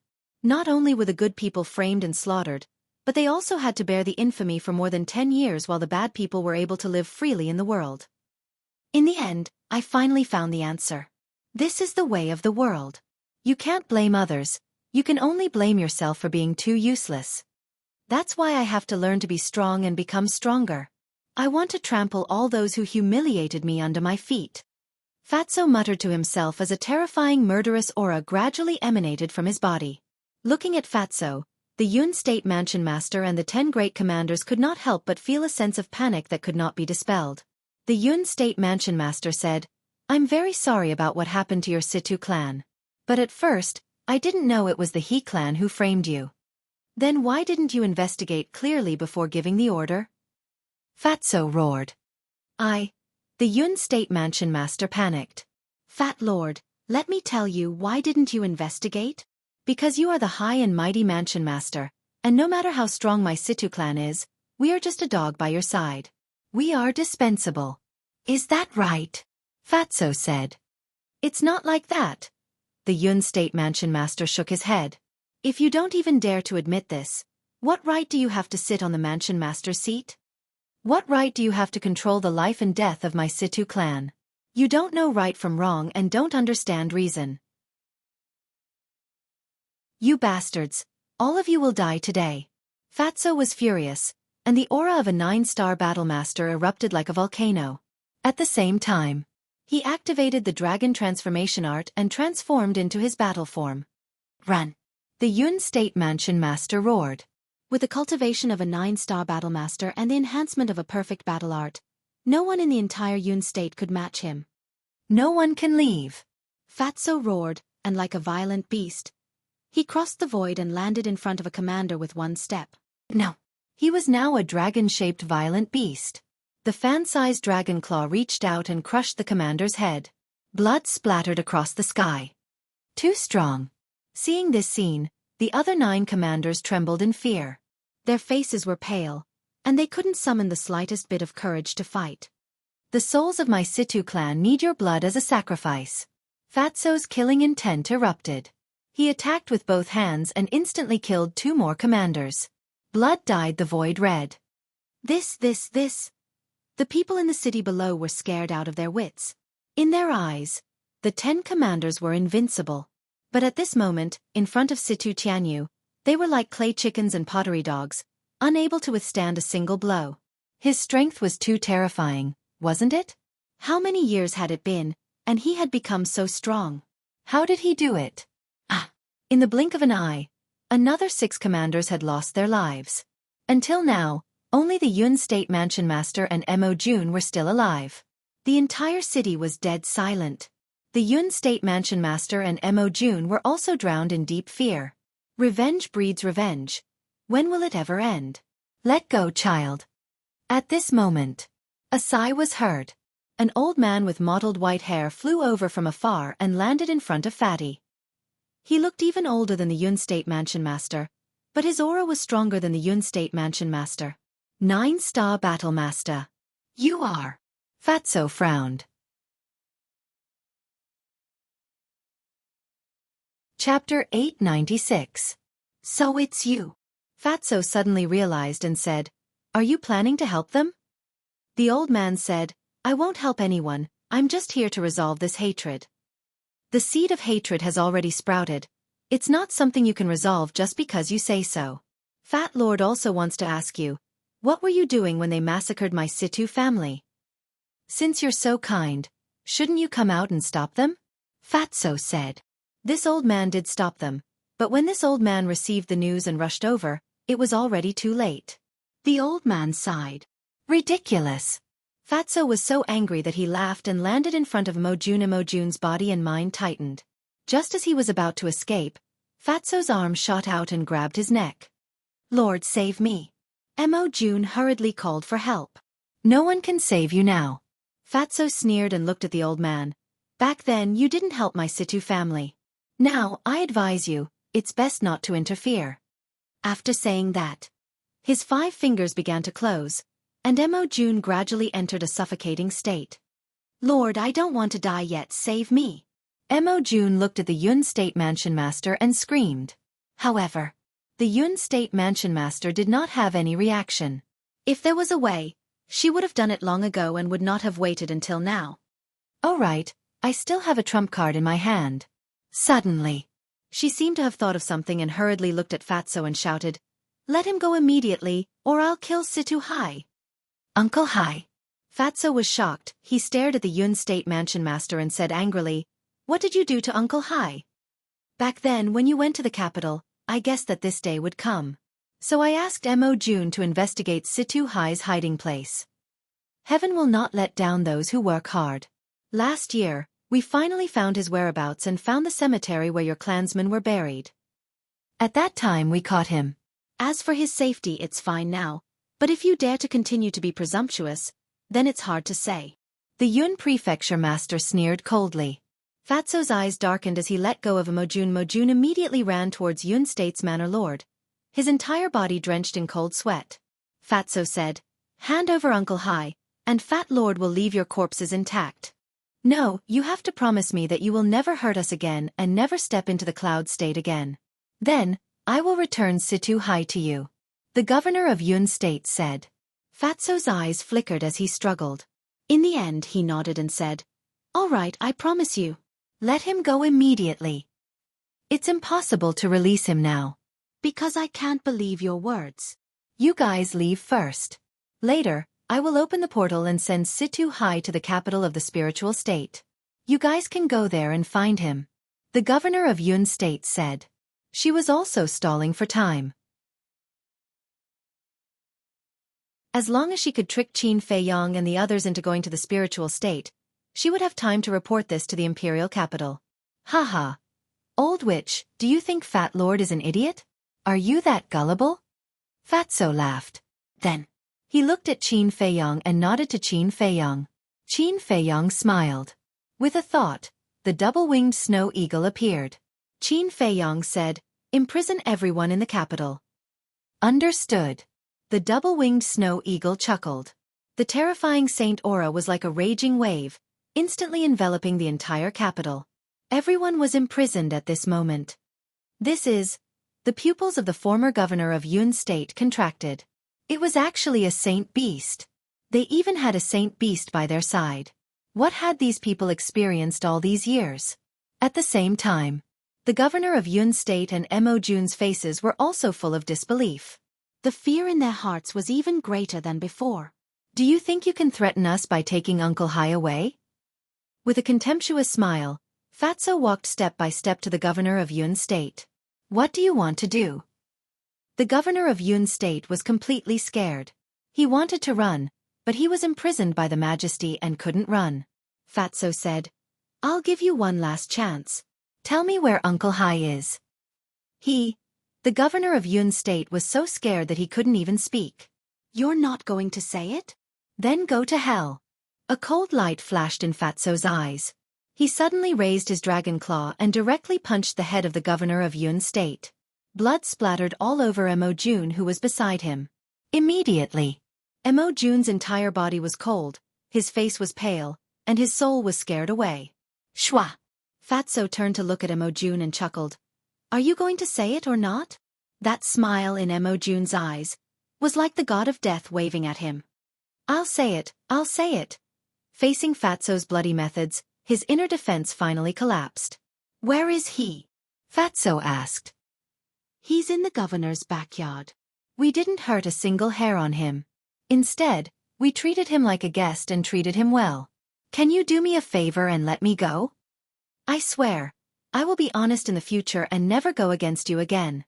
Mo Jun begged. Don't make it sound so dignified. If it wasn't because Uncle Hai can threaten me, would you treat him well? However, Fat Lord is a man of his word. He will leave you with an intact corpse. Fatso sneered. He raised his hand and a black dragon battle chi appeared. Like a sharp blade, it slashed across Mo Jun's neck. Ah! Mo Jun immediately screamed. Blood spurted out from the wound on his neck. Soon, he breathed his last and died. And Fatso's face didn't have the slightest hint of joy. Instead, there was a trace of disappointment that couldn't be removed. He stood in the air for a long time without saying a word. Qin Feiyang walked forward and asked, The murderer and accomplice are both dead. Why are you still so depressed? Yeah, they're all dead. I should be happy, but I just can't feel happy. Fatso raised his head and looked at Qin Feiyang, his eyes full of confusion. Qin Feiyang smiled and said, It's emptiness, right? It's like you've lost your goal and have no motivation. Fatso nodded. I can understand. All these years, the only thing that can keep you moving forward is the hatred in your heart. And now that you've taken your revenge, you feel like you're missing something in your heart? Qin Feiyang said. Yes, it's the feeling. Fatso said. Qin Feiyang immediately slapped Fatso's head and said angrily, Are we still brothers? You've taken your revenge, but what about me? Fatso was slightly stunned. That's right. His revenge had been taken, but his boss's revenge hadn't been taken yet. His boss's matter was equivalent to his matter. That's right. He had to pull himself together and continue to fight. However, his head still hurt a little. What does your revenge have to do with Fat Lord? Don't mess with me. He glared at Qin Feiyang and snorted. Then, he turned and flew toward the central city with a smile on his face. Qin Feiyang shook his head and laughed. He glanced at the previous mansion master and said lightly, You don't have to report this to the imperial capital, because we'll be there soon. With that, Qin Feiyang nodded to the double-winged snow eagle. The double-winged snow eagle understood and immediately withdrew its holy aura. I'm old and can't care so much. It's the world of you young people now. The old man glanced at Qin Feiyang and the other two, then turned and left with a sigh. Mu Qing, who hadn't spoken since the beginning, frowned and said, Now that you're done, can we go to the imperial capital? Qin Feiyang pondered and said, I have to go to the spiritual state again. Wait for me here. The spiritual state? Are you crazy? There must be people from the imperial capital in the spiritual state now. Mu Qing said angrily. I know, but I have to go and find out the situation. After Qin Feiyang finished speaking, he opened a teleportation gate and walked in with large strides. This bastard really does things his own way. Mu Qing was quite angry. Don't worry, we have to wait until tomorrow to open the portal and return to the Forgotten Continent. The black-robed old man said telepathically. The portal behind him had already been retracted into his body when Fatso went on a killing spree. Mu Qing raised her eyebrows and turned to look at the black-robed old man. She asked in a low voice, "Ancestor, are you okay?" "I'm fine. Just overused my divine power. I just need to rest for a while," the black-robed old man said. Mu Qing said worriedly, "Can you take it when we open the portal tomorrow?" The black-robed old man thought for a moment and said, "By tomorrow, my divine power should have recovered a lot. It shouldn't be too big of a problem." "That won't do.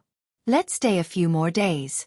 We'll go back when your divine power has completely recovered," Mu Qing said. "Okay, you arrange it." The black-robed old man smiled. From this conversation, it could be seen that this person trusted and doted on Mu Qing a lot. Spiritual State Capital. East City Treasure Pavilion. In a lounge, a dignified woman in white was sitting at a desk with her head lowered and writing something. Swoosh. Suddenly, a young man in white descended into the lounge. The woman in white frowned and looked up at the young man. At that moment, she froze there. Her expression was full of disbelief. "Aunt Xue, it hasn't been long since we last met. Don't tell me you can't recognize me?" Qin Feiyong grinned. "That's right. This woman in white was Luo Qingzhu's mother, Luo Chenxue. Is it really you?" Luo Chenxue's body trembled. She put down the pen in her hand, looked at Qin Feiyong, and slowly stood up. "It's the real deal," Qin Feiyong said with a smile. Luo Chenxue immediately walked in front of Qin Feiyong. Looking at the familiar but weather-beaten face in front of her, tears couldn't help but fall from her eyes. That was the love and care of a mother for her son. But suddenly, Luo Chenxue seemed to have thought of something and bowed. "Greetings, Your Highness." "Aunt Xue, what are you doing?" "I already said that in front of you, I am your son."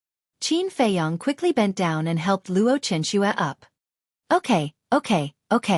No matter what, as long as you come back safely." Luo Chenxue was very happy and excited. She took Qin Feiyong's hand and walked to the side of the coffee table to sit down. "Feiyong." Luo Chenxue was about to ask something when Qin Feiyong shook his head and said, "Aunt Xue, I can't stay too long this time. I can only tell you about my experience in the past few years slowly in the future." Luo Chenxue was stunned, nodded and asked, "Okay, then why did you come back this time?" Chapter 897. It's true. Luo Chenxue nodded. Damn it! Qin Feiyong clenched his fists, and his eyes flashed with a shocking light. Originally, the people in the capital wanted to take me, Yi, and Yan Nanshan away. In the end, they let us go under the pleas of Wang Hong and the old master. Luo Chenxue sighed. Qin Feiyong asked, "Is the current governor of the spiritual state still Wang Hong?" "It's him. But he's just a figurehead. Now, there's a large group of invincible black army guarding the city. They won't leave until they catch you," Luo Chenxue said. Qin Feiyong blamed himself. "It's all my fault." "Don't say that. Whether it's me or the old master, we all treat you as our own child. As long as you're fine, we'll be at ease." Luo Chenxue patted the back of Qin Feiyong's hand and comforted him. "But Aunt Xue, I can't be at ease." Qin Feiyong lowered his head, his face full of pain. If Luo Chenxue scolded him or beat him up, he would feel better. But the more she did, the more guilty he felt. "Okay, don't blame yourself. Life is short. What you need to do now is to stay alive. Only when you're alive will there be hope." Luo Chenxue touched Qin Feiyong's head dotingly and said, "Okay." Qin Feiyong nodded, suppressed his emotions, and asked, "Where's Yin Yuanming? Why don't I see him?" "He's at the auction house. If you want to see him, I'll call him over now," Luo Chenxue said. "No need. The fewer people who know about my return, the better." Qin Feiyong waved his hand and smiled. After a moment of silence he asked, "How's Yi?" "That girl is working very hard. Since you left, she has been in seclusion. Now, it's said that she has suddenly become a 9-star combat emperor." "All right, there's another little girl. She's on very good terms with Yi now. Yan Nanshan likes her a lot too. I asked Yan Nanshan last time. He said that the girl was your little girlfriend. Is that true? Luo Chenxue looked at Qin Feiyong curiously. Little girlfriend? Qin Feiyong was stunned. Why didn't he know that he had a little girlfriend? Suddenly, a peerless beauty appeared in his mind, and he hurriedly asked, "What's her name? What does he look like?" "She's called you. She has long golden hair and always wears a light golden dress. Anyway, she's very pretty," Luo Chenxue said. "That's her." Qin Feiyong smiled bitterly. "Is she really your little girlfriend?" Luo Chenxue was surprised. "I guess so." Qin Feiyong sighed deeply and asked, "Is she also in the temple?" "Yes." Furthermore, her cultivation speed is not the slightest bit inferior to Yi's. Right now, she and Yi are known as the twin prides of the inner palace. Luo Chenxue said. "What's the point of this?" Qin Feiyong sighed inwardly. The person that Luo Chenxue was talking about was definitely the mermaid princess. In order to follow in his footsteps, she actually left the Sea of Despair. Didn't she know how dangerous it was for people on land? If her identity was exposed, not only would she suffer, but the entire mermaid clan would also be implicated. Was it worth it to take such a huge risk for him? What a silly woman. I can't tell. He's usually an honest child, but he's actually hiding a little beauty in the dark. How is it? When are you going to bring her to see me personally? Luo Chenxue didn't know about this and teased. She's in the city now. You can see her any time you want. Do you still need me to bring her here? Qin Feiyong smiled bitterly. How can it be the same? Luo Chenxue said with a straight face. Yes. When I have time, I'll definitely bring her to see you personally. Qin Feiyong was rather helpless. Luo Chenxue shook her head and laughed. She said with a serious face, "Let's stop joking. What do you plan to do next?" Qin Feiyong said, "I'll go to the imperial capital later and see if I can save my mother. As for the future, let's talk about it later." Going to the imperial capital with your current strength, isn't it like sending a lamb to a tiger's den? Luo Chenxue was shocked. I know, but I can't control myself. If I don't go, I'm afraid I can't cultivate in peace. Qin Feiyong said. Luo Chenxue fell silent. After a long while she smiled and said, "If you want to go, then go. But remember you must survive." Okay. Qin Feiyong nodded. He took a deep look at Luo Chenxue and stood up resolutely. He opened the portal and left. Yunzhou. In the sky above the city, Fatso had already returned. Beside him was a skinny old man in black. It was Situ Hai. "Greetings, Your Highness." Seeing Qin Feiyong appear, Situ Hai immediately bowed. Back then, when he learned that Qin Feiyong was the son of the emperor, he was also greatly shocked. It was only then that he understood why Fatso would follow this person so loyally. Qin Feiyong smiled and said, "I'm no longer Your Highness. Elder, you don't have to be so polite." No. Even if you're no longer Your Highness now, I should thank you for taking care of Tianyu all these years. Situ Hai said. Qin Feiyong smiled and didn't say anything else. Can we go now? Mu Qing looked at them and said impatiently. Let's go. Qin Feiyong said. Wait. Situ Hai quickly reached out his hand and turned to Fatso. He said, Tianyu, come with me. I want to talk to you privately. Okay. Fatso nodded and followed Situ Hai to the side. Situ Hai turned around and glanced at Qin Feiyong. He said through voice transmission, Tianyu, I know there are some things that I can't say, but I really can't hold it in. What? Fatso was puzzled. Although everything you have today is because of Qin Feiyong, you've been at his beck and call all these years. It can be said that you've repaid him a lot. Situ Hai thought to himself. Fatso raised an eyebrow and said, What are you trying to say? What I'm trying to say is that now that he's going against the emperor, he won't have a good ending. It's best that you leave him. Situ Hai said. Uncle Hai, you're asking me to be an ungrateful person. Fatso said angrily. This isn't being ungrateful. It's being sensible. You're the only heir left in the Situ family. Nothing can happen to you. Moreover, who's the emperor? He's the ruler of the great Qin Empire. You can't fight against him at all. So, Tianyu, listen to my advice and leave him. I believe Qin Feiyong can understand you. Situ Hai tried his best to persuade him. Shut up. Fatso was angry. I, Fatso, may not be a powerful person, but I still know the word loyalty. We'll share blessings and misfortunes. No matter what the future is, I'll always be with you. Uncle Hai, I don't want to hear these words a second time. You should leave Yun State as soon as possible. The death of the Yun State Mansion Lord will be known by the people in the imperial capital sooner or later. When they investigate, you'll be the first to be taken away. After Fatso finished speaking, he turned around and walked toward Qin Feiyong. There was a trace of disappointment in his eyes. He was disappointed in Situ Hai. Sigh. What a silly boy. Situ Hai let out a long sigh and didn't send Fatso and Qin Feiyong off. He turned around and flew out of the city, looking extremely lonely. Qin Feiyong glanced at Situ Hai's back, then looked at Fatso and said, "He's actually concerned about you." You know?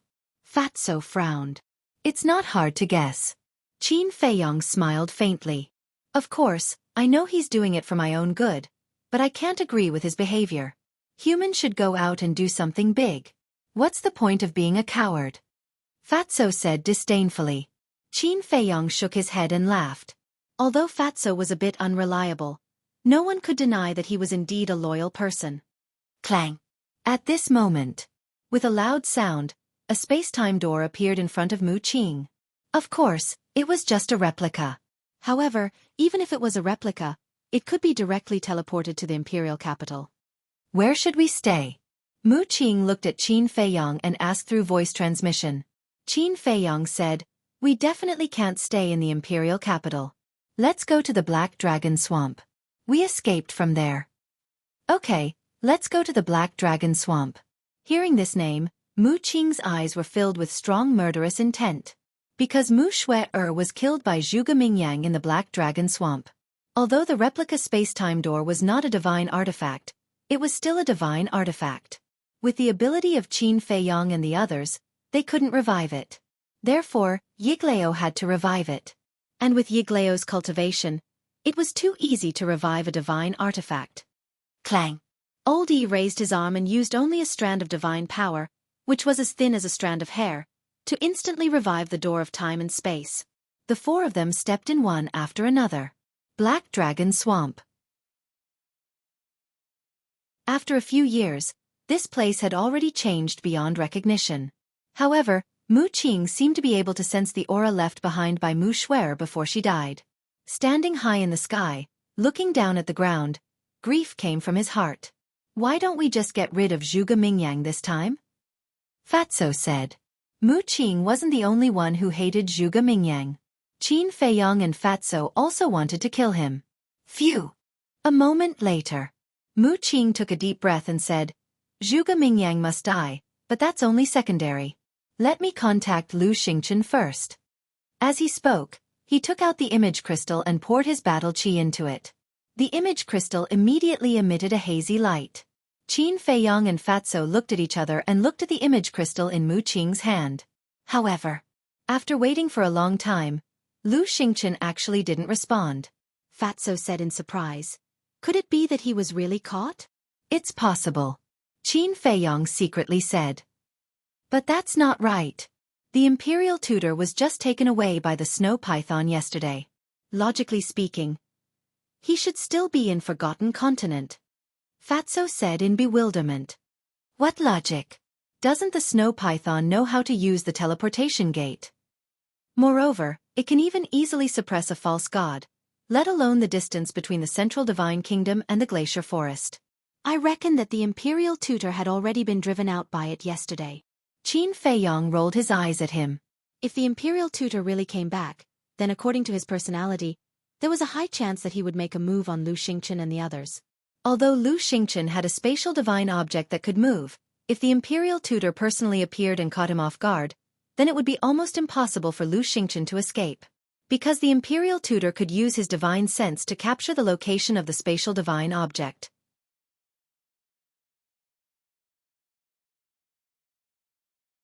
Chapter 898. While Qin Feiyong and Fatso were secretly talking, Mu Qing and Yiglao were also secretly communicating. Mu Qing said in a deep voice, "It seems that as Qin Feiyong said, Lu Xingchen has met with an accident. He can't have an accident. But now, I have to find a place to recover my divine power, so I'll leave it to you to gather information," Yiglao said. "Okay." Mu Qing responded, put away the image crystal, looked at Qin Feiyong and said, "Let's go into the city to find out the situation first." "Okay." Qin Feiyong nodded, and then sent Fatso to the castle. Seeing this, Mu Qing's eyes flashed and said, "Why don't we let Yiglao go to the castle to recover his divine power? In this way, if anything happens to us in the city, he can help us in time." "That's not necessary. As long as we are careful, there shouldn't be any big problems," Qin Feiyong said. What kind of joke was this? Letting a fake god go to the castle, wouldn't he be able to do whatever he wanted? Mu Qing frowned and said helplessly, "We are now grasshoppers on the same rope. Is there a need to be so careful?" Qin Feiyong said with a faint smile, "It's hard to know what's in a person's heart. It's better to be careful." "You..." Mu Qing was seething with anger.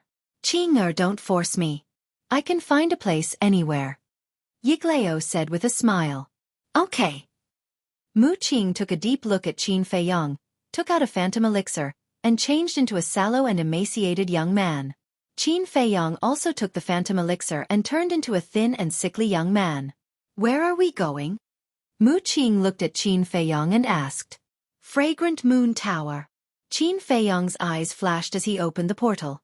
The two of them walked in one after another. The Fragrant Moon Inn was located in the first district. Qin Feiyong was not unfamiliar with this place at all because Qin Yu and Qin she had stayed in the Fragrant Moon brothel before.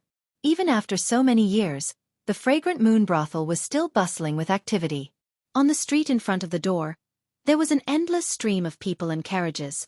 One by one, young men and women in luxurious clothing walked in and out. Many of them had a small sword symbol embroidered on their clothes. These were the disciples of the Temple of Gods. Swish! Qin Feiyong and Mu Qing appeared in the crowd. There were all kinds of people on the street, so even if there were two more people, no one would care. The two of them scanned their surroundings and entered the Fragrant Moon brothel. "Are the two of you having a meal?" A waiter came up to greet them. He looked at Qin Feiyong and Li Wuyo with a lukewarm attitude. Their current appearances were too ordinary. It was hard to believe that they could spend money in a high-end restaurant like the Fragrant Moon brothel. "Let's eat." Qin Feiyong smiled faintly. "Come with me." The waiter glanced at the two of them and then led them to a corner of the lobby. Although the two of them looked poor, one couldn't judge a book by its cover after all. Besides, although the Fragrant Moon brothel was not a superforce, it had a certain reputation in the capital.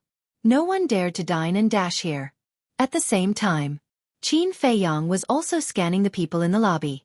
Although it was still morning, there were many people drinking and chatting here. However, the topics they discussed were basically trivial matters that didn't have much value. As they walked, Qin Feiyong suddenly noticed that there were two young men sitting opposite each other at a table. Both of them had outstanding appearances and extraordinary temperaments. One of them was quite tall, about 1.9 meters. The other was slightly shorter, about 1.75 meters. There was a small sword symbol on their chests. It was obvious that they were both disciples of the Divine Hall. Beside the two of them, there was a table that was empty. No one was sitting at it. Qin Feiyong's eyes flashed. He pointed at the table and smiled. "Let's sit there." Mu Qing glanced at the table and then looked at the two disciples of the Divine Hall next to it. He immediately understood Qin Feiyong's intention. He shrugged and said indifferently, "Anything is fine." The waiter led the two of them over. "What would you like to order?" After Qin Feiyong and Mu Qing took their seats, the waiter asked with a smile. Qin Feiyong smiled and said, "2 pots of wine first and a few dishes to go with the wine. That's all." "Okay. Wait a moment," the waiter shouted, then turned around and ran away in a hurry. Mu Qing glanced at the two disciples of the Divine Hall and then looked at Qin Feiyong. He smiled and said, "I haven't been to the capital for many years. I wonder if there have been any changes?" As he spoke, he winked at Qin Feiyong. Qin Feiyong understood and whispered, "I heard that all the princes were killed. I don't know if it's true or not. Although he deliberately lowered his voice, the two disciples of the divine hall next to them still heard it clearly. The two of them couldn't help but turn to look at Qin Feiyang and Mu Qing, frowning slightly. Qin Feiyang and Mu Qing pretended not to see it and continued their discussion. After a while, the waiter brought 2 pots of wine and 4 dishes. He put them on the table and then turned to leave. The two disciples of the divine hall were still paying attention to Qin Feiyang and Mu Qing. Qin Feiyang and Mu Qing looked at each other with an imperceptible smile in their eyes. Then, the two of them drank and discussed as if nothing had happened. You two, just have a few words. Don't keep talking. The short young man finally couldn't help but turn to Qin Feiyang and Mu Qing and whispered. Qin Feiyang and Mu Qing looked at the man suspiciously. The short young man said, I'm doing it for your own good. If you continue to talk, you may die. Qin Feiyang and Mu Qing looked at each other, their eyes full of surprise and doubt. Mu Qing whispered, Brother, what do you mean? The tall young man rolled his eyes and said, It means that the topic you are talking about is already a taboo in the capital. Taboo? So the princes were really killed? Qin Feiyang said in surprise. Shh. The two disciples of the divine hall suddenly changed their faces and hurriedly made a gesture to Qin Feiyang to keep quiet. Qin Feiyang also immediately covered his mouth, pretending to be frightened and glancing around. Let me tell you? The short young man wanted to say something, but he stopped and waved his hand. Forget it. I won't say anything. If you want to die, continue your discussion. Brother, what's going on? Don't keep us in suspense. Qin Feiyang transmitted his voice with a curious expression. How about this? A few days ago, we happened to get a spiritual sea pill. If you two are willing to tell us, we'll give it to you for free. Mu Qing offered a tempting offer. A spiritual sea pill. The two disciples' eyes lit up. Although they were disciples of the divine hall, the spiritual sea pill could repair their sea of qi. It was extremely precious for them. The two disciples looked at each other and pondered for a moment. The tall young man asked, Do you really have a spiritual sea pill? Mu Qing took out a spiritual sea pill from his Xueqi bag, shook it, and quickly put it away. The spiritual sea pill only had 1 stripe. Even so, the two disciples were still tempted. The short young man looked around and whispered, We can't talk about this here. After all, there are too many people here. Understood, understood. Mu Qing nodded repeatedly. Then, he and Qin Feiyang looked at each other. A glint flashed in their eyes. Then, they looked up at the busy waiter and waved at him. Come here. The waiter trotted over and asked with a smile, Sir, what can I do for you? Arrange a private room for me. In addition, the previous expenses of the 2 guests here will also be charged to me. Mu Qing pointed at the 2 disciples of the divine hall and smiled. They had heard of it. The 2 disciples were overjoyed. The 2 of them were disciples of the sacred hall, so this sort of expenditure was nothing to them. However, they were very satisfied with Mu Qing's attitude. A private room? But the waiter was stunned. Are you afraid that we don't have the money to pay? Mu Qing raised his eyebrows. He took out the spiritual sea pill and shook it in front of the waiter. No, no. The waiter shuddered and quickly shook his head. A flattering smile appeared on his face. What a joke. How could he be poor if he even had a spiritual sea pill? This was also true to the saying, You can't judge a book by its cover. Fortunately, they did not offend them before. Otherwise they would be in trouble. Then why don't you hurry up? We still have to entertain our distinguished guests. Mu Qing said with a sullen face. Hearing the words, distinguished guests, the 2 disciples of the divine hall also stood up. The smiles on their faces were even brighter. The waiter also looked at the 2 people with a surprised look. They actually knew disciples of the divine hall? All the more reason to treat them with respect. 4 young masters, please follow me. The waiter smiled flatteringly and quickly led the 4 people upstairs. Soon, they entered a private room on the 4th floor. Qin Feiyang said a few words to the waiter and then let him leave. Mu Qing immediately took out the spiritual sea pill and handed it to the 2 people with both hands. The short young man took it with a smile.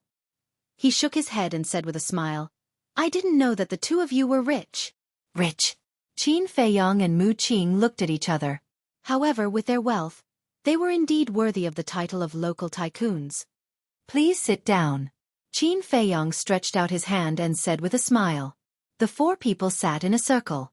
After a while, the waiter brought 4 jars of the fragrant Moon restaurant's best wine and more than a dozen delicious dishes.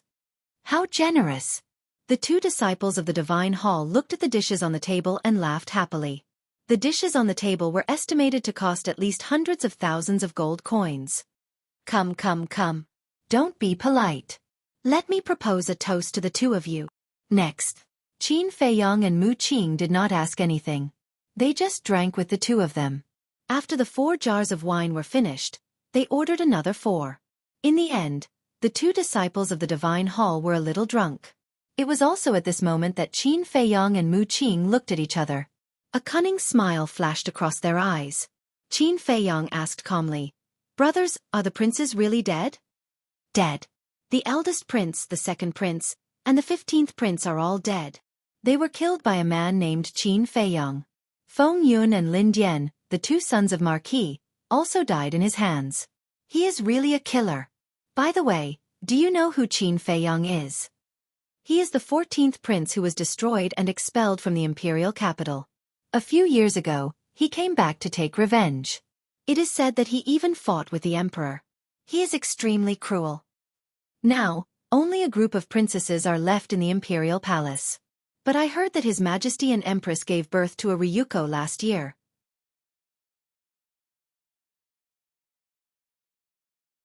Chapter 899. Another Ryuko? Qin Feiyong furrowed his brows. Mu Qing was also a little surprised. She smiled secretly and said, Congratulations, you have another brother, and he is your biological brother from the same father and mother. Qin Feiyong's face darkened. My mother's position as the empress has already been abolished. Don't you know? Mu Qing was slightly taken aback. She smiled bitterly and said, Don't mention it. I really forgot. The current empress seems to be the first prince's mother? Yes. Qin Feiyong secretly responded. Mu Qing's eyes flashed. She smiled and said, Then I'm afraid no one can take away her position as the empress.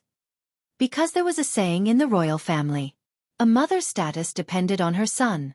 And now, all the children of the emperor were princesses. It was impossible for a princess to inherit the throne. So, the Ryuko born by the emperor and empress would definitely be the future crown prince.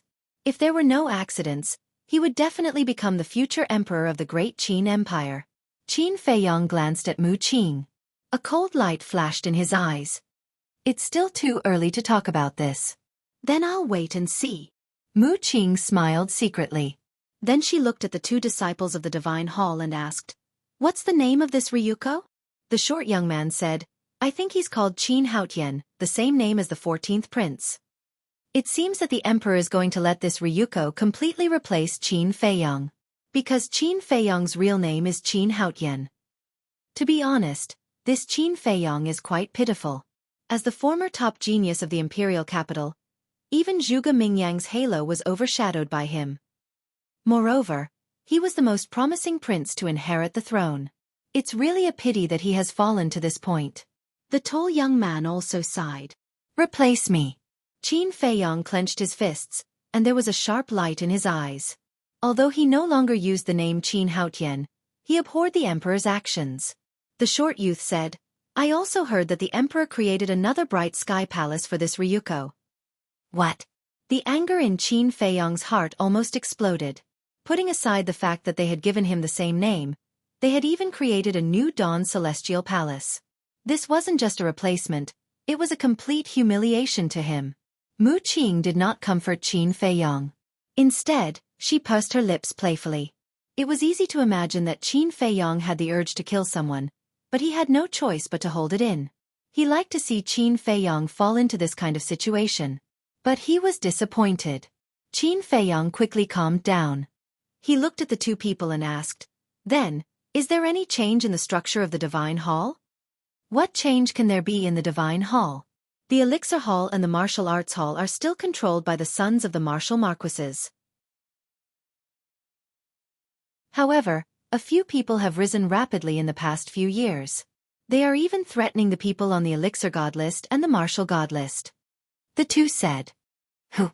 Qin Feiyong was surprised. Lu Xingchen, Ren Wushuang, Xin Mei, Dong Zhengyang, Tan Wu, Wan Qiu, Ling Yu, Luo Dan, Zhao Yu, Feng Ranran, Feng Wuxie, Xuening, Xuerua. This group of people entered the imperial capital with Qin Feiyong. They are also from the 9 prefectures. We originally thought that only Qin Feiyong was terrifying, but we didn't expect that these people were also monstrous. The two frowned and couldn't figure it out. This Wan Qiu is still alive? Qin Feiyong was surprised. This guy's life was really tough. However, he still believed that Ran Wushuang and Shen Mei could threaten the people on the Elixir God list and the Martial God list after all these years of growth. After all, the two of them had opened the door of potential. Lu Xingchen, on the other hand, was mysterious and unfathomable. However, although people like Tan Wu and Wan Qiu were talented, it was impossible for them to grow to this level in the past few years. Why was that? Just as Qin Feiyong was thinking, Mu Qing looked at the two people and asked, "Is Lu Xingchen still in the Divine Hall?" No. The short young man shook his head. Mu Qing's pupils shrank and asked, "Then where is he now?" "We don't know either." Late last night, the state preceptor suddenly came to the Divine Hall with the law enforcers and took away Lu Xingchen, Xin Mei, Ren Wushuang, and Dong Zhengyang. The short young man said. Mu Qing suddenly turned his head to look at Qin Feiyong and said, "Bastard, you lied to me." "Did I lie to you?"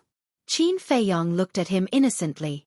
"You told me that Lu Xingchen had been locked up in the divine prison for a long time, but now they said that he was taken away last night and they didn't lie to me?" Mu Qing said angrily. Qin Feiyong said, "Then I'm not wrong. He must be locked up in the divine prison now." Humph. Mu Qing snorted and asked, "Then what do you think we should do next?" Qin Feiyong pondered for a while and said, "We can only think of a way to sneak into the back mountain of the Imperial Palace and see if we can enter the divine prison. Not to mention the back mountain, even if it's the gate of the Imperial Palace, with our current ability, we can't sneak in." Mu Qing said in a deep voice. "Brothers, this is actually not a secret. Everyone in the Imperial capital knows about it, but they don't dare to talk about it. But why do you look like you don't know anything about it?" The two disciples of the Divine Palace looked at Qin Feiyong and Mu Qing suspiciously. Qin Feiyong said with a faint smile, "We have been cultivating in the mountains all these years and have not inquired about the situation outside." "I see." The two of them nodded in realization. Next. Qin Feiyong and Mu Qing drank with the two of them again and also got a lot of other news. At night, the bustling city gradually quieted down. At midnight, in the sky, the waning moon hung high. Sometimes a dark cloud floated by, blocking the waning moon, making the land look extremely dim. Inner city. In a certain alley, two black shadows shuttled back and forth silently in the night. Inner city. There was no bustling downtown. Because the Divine Palace and the mansions of the Marquis were all entrenched in the inner city. Therefore, the night in the inner city was even quieter than the 10 districts outside. And those two black shadows were Qin Feiyong and Mu Qing. The two of them passed through the alley and entered a wide street. On both sides of the street were rows of lush trees. The two of them hid in the shadows of the trees and advanced quickly. A moment later, Qin Feiyong suddenly stopped and stood behind the tree, looking at the opposite street. On the opposite side, there was a door, golden and dazzling, rather imposing. Behind the door was a huge mansion. At the door, two large lanterns were hanging, emitting a bright candlelight. Through the candlelight, one could clearly see that there was a plaque made of gold hanging above the door. On it, there were 3 bold and powerful words engraved. Qianwu Marquis. On both sides of the door, 4 guards stood upright, emitting a strong aura. What's wrong? Mu Qing stopped and looked at the mansion opposite, then looked suspiciously at Qin Feiyong. Nothing. I just remembered some things from the past. Qin Feiyong shook his head and continued to rush forward. He was no stranger to Marquis Qianwu. That year, Marquis Qianwu set up a banquet and invited him to his mansion. In the end, the two of them fell out. It was Lu Xingchen who saved him. And with the help of Lu Xingchen, they even killed Marquis Qianwu's son, Feng Yun. In order to take revenge on Marquis Qianwu, He even specially sent Feng Yun's corpse to Marquis Qianwu. At that time, Marquis Qianwu was extremely angry. It was estimated that Marquis Qianwu hated him to the bone. However, he did not put a mere martial marquis in his heart. Although the various martial marquis had a high status in the Great Qin Empire, their overall strength was not very strong. There were even some martial marquis manor that were not as strong as those superfamilies. And the reason why they were able to occupy the inner city and have such a high status was completely because of their ancestors. Their ancestors were all people who accompanied the first-generation emperor to conquer the world. About an hour later, Qin Feiyang and Marquis Qianwu passed through the inner city and stopped behind a big tree and looked ahead. In front of them was a wide street and opposite the street was a plaza. The plaza was very big and brightly lit, but there was no one in sight. And at the end of the plaza, there was a tall city wall. The city wall was completely black and tens of meters tall. It emitted a cold aura like a black python that extended to the ends of the earth. And in the middle of the plaza, there was a city gate with two grand words above it. Imperial Palace. That's right. This was the gate of the Imperial Palace. But at this moment, the city gate was tightly shut and there were 10 black armored guards standing on both sides. It was the invincible Black Army. Judging from the aura they emitted, they were all battle saints. Moreover, on the city wall, there was an invincible Black Army soldier every 5 meters. And in the middle of the city gate, one could clearly see a tall and sturdy man sitting cross-legged. He was also wearing black armor, but the aura he emitted was more than 2 times stronger than the other soldiers of the invincible Black Army. Do you see that? With such tight security, even a fly can't fly in, let alone 2 people like us. Mu Qing glanced at the gate of the Imperial Palace and said in a deep voice. Qin Feiyang remained silent and looked at the tall and sturdy man. Did you hear what I said? Mu Qing frowned and looked in the direction of Qin Feiyang's gaze. His body trembled slightly and he said to himself, "Who is he?" "The deputy commander of the invincible Black Army," Qin Feiyang said. Mu Qing rubbed his forehead and said, "The deputy commander is personally guarding the gate of the Imperial Palace. The chances of sneaking in are even slimmer." "You're right. It's impossible to sneak in. We have to think of another way," Qin Feiyang said in a low voice. The guards at the gate of the Imperial Palace were not the scariest thing. The scariest thing was the back of the mountain. Because the Kirin army was guarding the back of the mountain. The Kirin army was even stronger than the invincible Black Army. The Kirin army. Suddenly, Qin Feiyang seemed to have thought of something and his eyes shone with a thoughtful light. "I've got an idea." After a while, Qin Feiyang withdrew his gaze and turned to look at Mu Qing with a smile. "What idea?" Mu Qing looked at him expectantly. In the back of the Imperial Palace, other than the Emperor and the State Preceptor, the commander and deputy commander of the Kirin army can also enter freely. And they don't have to report to anyone. If we can persuade one of them, it will be easy to enter the back of the mountain.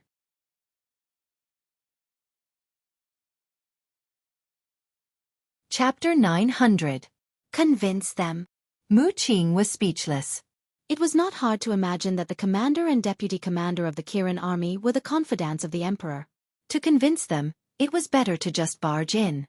Qin Feiyang laughed. "I know it will be hard to convince them, but I am confident." "Are you sure?" Although Qin Feiyang looked confident, Mu Qing was still doubtful. "Follow me." Qin Feiyang turned and walked down the left side of the street.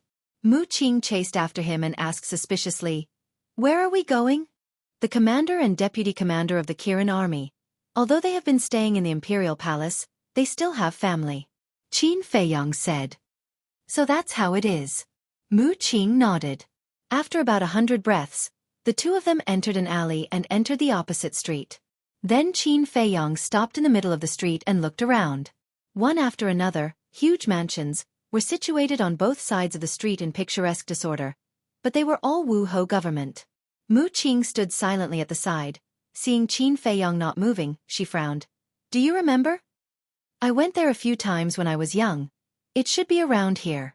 Qin Feiyang muttered. "When you were young?" Mu Qing's forehead was filled with black lines. When Qin Feiyang was young, it was before he was 10 years old. After so many years, everything had changed. How could she find it? This bastard. He was indeed unreliable. I remember, the commander's mansion of the Kirin army is beside a crossroad. On both sides of the mansion's door, there are 2 stone-carved Taotai. Qin Feiyang said. Crossroad. Taotai. Mu Qing scanned the 2 sides of the street, pointed to the right and said, "There is a crossroad there. Let's go and take a look." Qin Feiyang said. The 2 of them silently sneaked over. Before they even got close, they saw 2 Taotai statues in front of the gate of a mansion. The 2 stone sculptures were vivid and lifelike. Their mouths were wide open and their eyes were glaring furiously, exuding a menacing aura. Right here. Qin Feiyang stopped under a big tree on the side of the street. Like a ghost, he looked at the mansion across the street. There were 4 guards standing guard in front of the door. They were all dressed in black, and their eyes were looking straight ahead. His aura wasn't very strong. He was a 5-star war ancestor. Above the door, there were 6 large golden words. The Kirin Army Commander's Office. Every stroke of the words was like an iron hook, emitting a shocking murderous aura. Mu Qing swallowed and sent a voice transmission. "How's the commander's cultivation?" "I don't know. But one thing is for sure, it's definitely a battle emperor. So, remember to be careful," Qin Feiyang secretly warned. Mu Qing nodded. However, as if he suddenly thought of something, his expression changed slightly, and he said in surprise, "Are you going to break in like this? Do you think I'm stupid?" Qin Feiyang rolled his eyes at him. Although the Qilin army's commander wasn't in the mansion, one didn't need to think to know that there was definitely a powerhouse keeping watch inside the mansion. Breaking in like this was simply courting death. "Then what are you going to do?" Mu Qing asked. "I remember that the Kirin army commander has a daughter who is about the same age as me." "What's her name?" "I don't have a deep impression. I forgot." "In short, if we can get her, the Kirin army commander will naturally take the initiative to come to us. I just don't know if she's in the mansion now," Qin Feiyang said. Mu Qing's eyes lit up and he asked, "Do you still remember where she lives?" "I've only met her a few times. How would I know where she lives?" Qin Feiyang rolled his eyes at him. Mu Qing said, "Then let's sneak in first and then slowly look for her." Qin Feiyang glanced at the wall of the mansion, and then looked at the 4 guards at the door, and whispered, "Be careful. Don't let them find us." Mu Qing nodded. The 2 of them slowly retreated. They didn't stop until they were out of the sight of the 4 guards. Then, the 2 of them quietly rushed to the opposite side of the street and came to the bottom of the wall. Mu Qing directly prepared to climb over the wall without saying a word. "What's the hurry? Let's observe first." Qin Feiyang pulled him down, and then jumped up, holding the edge of the top of the wall with both hands, and craned his head to look inside. What came into sight was a garden with lush vegetation and hundreds of flowers in full bloom, filling the air with a strong floral fragrance. There were also several rockery and a clear stream. The stream flowed slowly, making splashing sounds. On the narrow path in the garden, there were black-clothed guards standing there. Judging from their auras, the lowest cultivation level was a 5-star war master. Mu Qing also jumped up and looked inside. His eyes swept across the guards, and his pupils contracted slightly as he sent a sound transmission. "This is too much." According to his calculations, there were no less than 20 guards in the garden in front of him. Basically, there was a sentry every 3 steps and a sentry every 7 steps. That's why I asked you to observe first. If you were to climb in like you did just now, you would definitely be discovered. Qin Feiyang thought. Then, his aura was restrained to the extreme, and his movements were abnormally careful. He climbed up the wall and gently landed on the grass below. Mu Qing also climbed in, and was also extremely careful. Even his breathing and heartbeat were controlled to the minimum. Then, the 2 of them hid behind a small tree and looked at the guards. Mu Qing thought, "We haven't been discovered, let's go." The 2 of them were about to take a step forward. But suddenly, from the small tree in front of them, 2 green lights shot out. Immediately,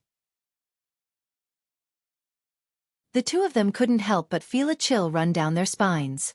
They didn't even have time to see what the green light was before they hurriedly retreated. "Who is it?"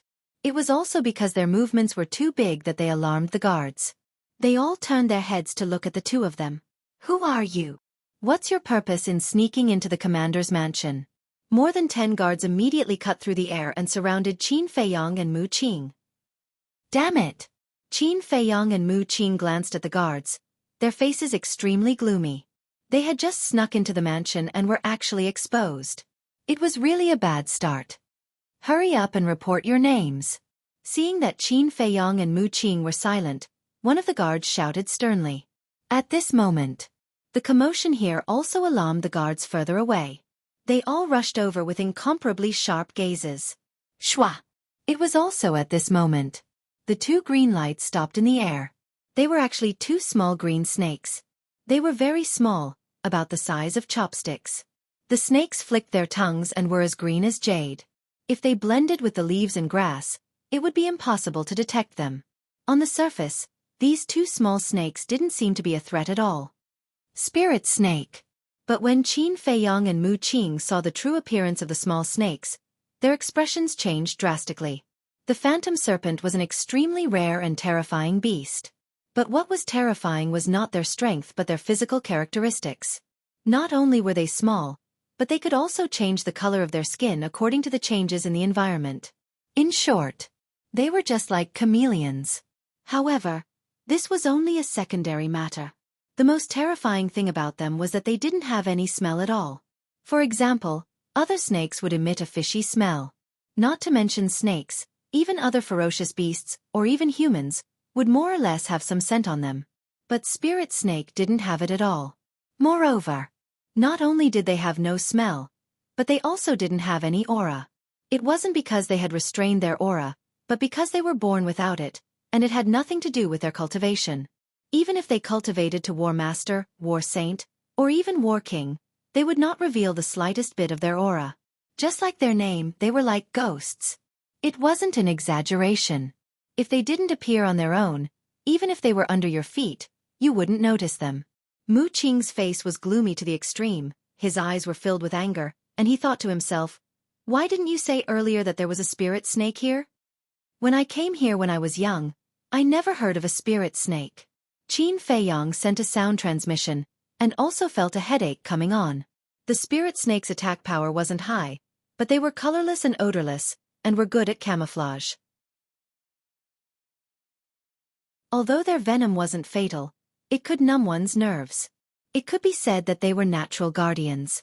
This Kirin army commander was also smart, to actually let them guard the mansion. Then what should we do now? Mu Qing was burning with anxiety. It was no longer realistic to hide in the castle at this time. Because once they disappeared into thin air, what would the guards think? Don't worry, there will be a way. Qin Feiyang secretly said, trying to calm himself down. Don't think that you can get away with it if you don't say anything. I'm telling you, if you don't make it clear today, you will all die. Don't even think about escaping. Our mansion has more than these 2 spirit snakes. Look at your feet. One of the guards sneered. And more guards surrounded them, and now there were more than 30 people. Feet? Qin Feiyang and Mu Qing were stunned, and they quickly looked down, and their faces suddenly turned pale. They saw that in the grass under their feet, spirit snakes kept coming out. They were only the length of chopsticks. Densely packed. The 2 of them couldn't help but feel their scalps go numb. What's going on? At this moment, an old man in black came through the air and landed in front of a group of guards. Butler, you came at the right time. We caught 2 little thieves. Yes, they sneaked into the mansion sneakily. I don't know what they want to do. The group of guards said. Little thieves? Qin Feiyang was slightly stunned, and suddenly a plan came to his mind. Hearing this, the butler was also stunned, looked at Qin Feiyang and Mu Qing, and sneered. You are bold. Do you know where this place is? No. Qin Feiyang shook his head. The butler and the group of guards were stunned. They didn't even know where the Kirin army commander's mansion was. Where did these 2 little thieves come from? Ahem. The butler coughed and said, listen carefully. This is the mansion of the Kirin army commander. What? Qin Feiyang's face changed greatly, and his body trembled, looking very scared and desperate. What? Cramps? Mu Qing looked at him suspiciously. Screw you. If you want to live, do it with me. Qin Feiyang cursed secretly. What was this guy thinking? Couldn't he tell that he was pretending?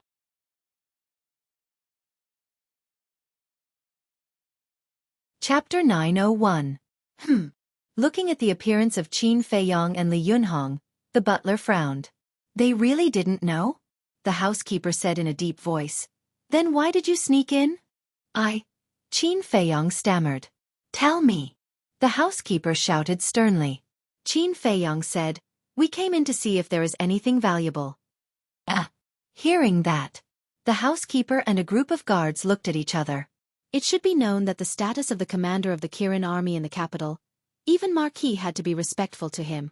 These two little thieves actually dared to come here to steal.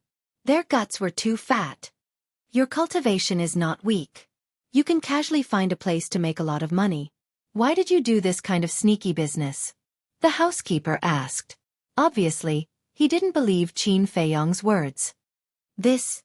It's too troublesome to make money. Qin Feiyong lowered his head and said in fear. The housekeeper frowned and said, So you stole? Qin Feiyong nodded. Stealing is indeed a way to make money quickly. But do you know the consequences of being caught? The housekeeper looked at the two of them in disgust. He believed it. It was not that he was stupid. It was that Qin Feiyong and the others' pretense was too real. I know. Qin Feiyong nodded, looked up at the housekeeper, and begged. We didn't do anything outrageous. Can you let us go? Let you go? Humph. Let me tell you, the people I hate the most are lazy people like you who reap without sowing. The housekeeper's eyes turned cold. Whoosh. At the same time, on the grass, two phantom snakes suddenly jumped up and bit Qin Feiyong and the others' legs. At that moment, Qin Feiyong and the others felt a venom seeping into their bodies and then turning into terrible toxins, spreading to their limbs and bones. The first place to be paralyzed was their legs. It was a little difficult for them to take a step. This is bad. Mu Qing mumbled. If he didn't get rid of the poison quickly, it wouldn't be long before his entire body would be paralyzed. At that time, not to mention these guards in front of him, even a one-star war sect would be able to easily deal with them. The steward glanced at the two of them, and a ferocious look flashed in his eyes. He said, Send them to the Snake Emperor. What? The expressions of the group of guards changed. His eyes were filled with fear. He seemed to be very afraid of the so-called Snake Emperor. Four bodyguards stepped forward and escorted Qin Feiyong and Qin Haodong out of the garden. They are the two little thieves? You look so weak, yet you actually dare to come to our governor's manor to steal? Why don't you just kill them? The guards they met along the way all looked curiously at Qin Feiyong and Bai Yunfei. When they found out that Qin Feiyong was going to be given to the Snake Emperor, all of them turned pale with fright. Looking at the expressions of these people, Qin Feiyong and Bai Yunfei became more and more bewildered. The four guards carried the two of them through layers of halls and arrived outside a dark forest. There were no guards here. The poison in Qin Feiyong and Bai Yunfei's body had already spread to their arms. Mu Qing glanced at the small forest and asked, For big brothers, what is the Snake Emperor? You'll know later. The four of them sneered and carried the two of them into the small forest. Ding dong. Walking and walking. A burst of melodious zither music floated into the ears of Qin Feiyong and Bai Yunfei. The sound of the zither came from behind the small forest. Who's playing the zither? The two of them were surprised. Mississippi, one of the guards said expressionlessly. And Qin Feiyong and Bai Yunfei looked at each other. This was really a case of wearing out iron shoes in a fruitless search, only to find it without any effort. Soon, they walked out of the small forest and a lake entered their line of sight. The lake was about a few hundred feet in front of the small forest. The light of the waning moon spread down, and the lake was rippling with layers of light. Except for the melodious zither music, there was no other sound here. It was dead silent. But the sound of the zither was still farther across the lake. The four guards didn't continue to move forward. They stopped in front of the lake and looked at it. By now, Qin Feiyong and Bai Yunfei had been paralyzed except for their heads. If they weren't held by the four guards, they might not be able to stand steadily. Mu Qing said anxiously, For big brothers, we really know we're wrong. Please have mercy on us, okay? The moment you stepped into the mansion, your fate was already decided. One of them said expressionlessly. Dong. Immediately, the four of them lifted Qin Feiyong and Mu Qing and threw them directly into the lake, splashing water. Then, The 4 guards turned around and left quickly. They looked very anxious. They felt that there was a man-eating beast lurking in the lake. The lake water was very clear, but a little cold. Qin Feiyang and Bai Yunfei's bodies were paralyzed and kept sinking. Bastard, why don't you think of a way? Mu Qing secretly transmitted her voice and glanced below vigilantly. Her face was full of anxiety. Without a doubt, the Snake Emperor must be in this lake. Splash! Before her voice died away. At the bottom of the lake below, a shocking undercurrent emerged. Qin Feiyang and Bai Yunfei were shocked. They hurriedly looked down and were dumbfounded. Although there was an undercurrent below, they didn't see any trace of a beast. And they didn't sense the aura of a beast. What's going on? The 2 of them were surprised. The undercurrent was getting fiercer and fiercer. They also felt a strong sense of crisis that was rapidly approaching. No. There must be something in here. Mu Qing's face was gloomy. Could it be? Qin Feiyang suddenly seemed to think of something, and his eyes trembled slightly. What is it? Mu Qing asked. They are all talking about the Snake Emperor. I think it should be a spirit Snake Emperor. Qin Feiyang said. Yes, it must be. Mu Qing quivered and nodded repeatedly. The spirit snake could change the color of its skin at will. In the water, it could also change the color of its skin to the same color as the water. In this way, it mixed with the lake water and it was difficult to see it with the naked eye. However, even if the 2 of them discovered this, they couldn't do anything to the spirit Snake Emperor. Because the spirit Snake Emperor didn't have any aura, they didn't know how strong it was or where it was. They could only pay attention to the undercurrent. Generally speaking, the water in the lake was still. There was only one situation where there would be an undercurrent. That was, something was swimming in the water. In other words, this undercurrent was generated when the spirit Snake Emperor was swimming. Therefore, as long as they paid attention to the undercurrent, they could distinguish the approximate location of the spirit Snake Emperor. However, even if they found the location of the spirit Snake Emperor, they were helpless now. Because their whole body was paralyzed, they couldn't fight back at all. Suddenly, that undercurrent was heading straight for them. The crisis was getting stronger and stronger. Without a doubt, the spirit Snake Emperor was swimming towards them. Mu Qing struggled for a while. His numb body made him feel despair. At the same time, Qin Feiyang stared at the surging undercurrent, his expression uncertain. Shwa!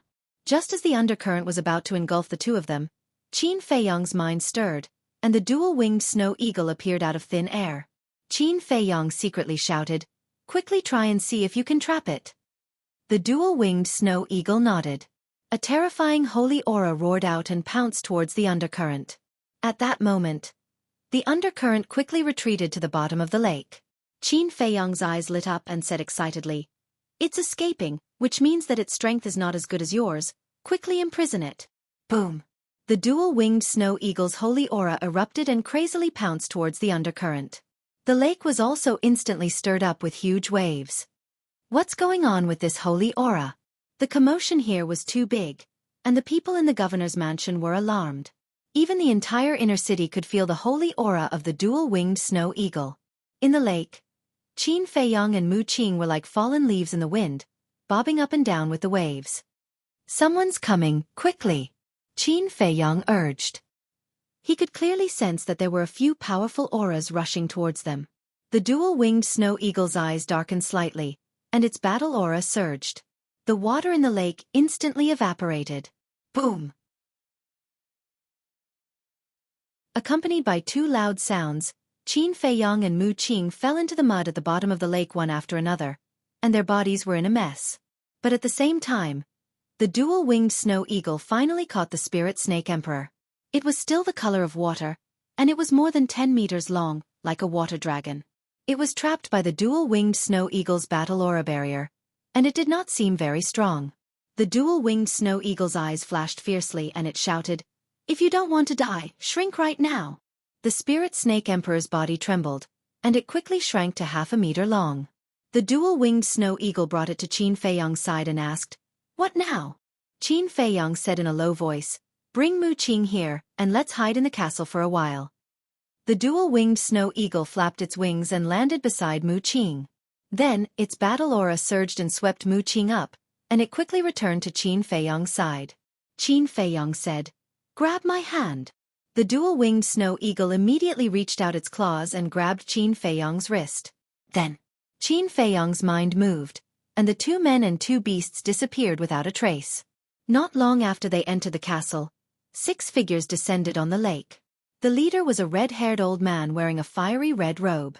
His aura was unfathomable. The other 5 were all middle-aged men wearing black robes. Their brows were emitting a murderous aura. Looking at the lake, their faces were gloomy to the extreme. Whiz! Not long later, the steward of the governor's mansion also rushed over. He scanned the lake below and asked in shock, "What's going on?" The red-haired old man said in a deep voice, "I want to ask you the same thing." The steward's face paled. After pondering for a while, he asked in surprise, "Could it be them?" "Who?" the red-haired old man asked, his eyes like a blade, aggressive. The steward said, "Not long ago, we caught 2 thieves who snuck into the mansion to steal." "And then?" the red-haired old man said, "I asked the gods to send them here as food for the Snake Emperor. However, before they were sent here, they were bitten by the spirit snake and their bodies were already numb. They shouldn't have the strength to fight back. And what appeared just now was also a holy aura. The 2 of them are only war masters," the steward said.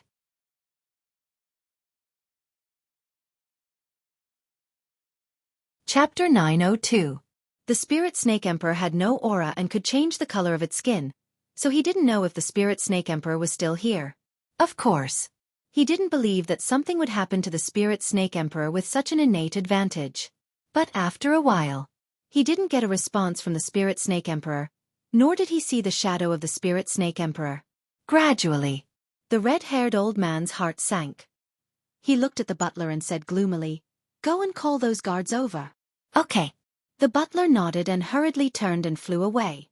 Soon, he flew back with the 4 guards. "Greetings, Lord."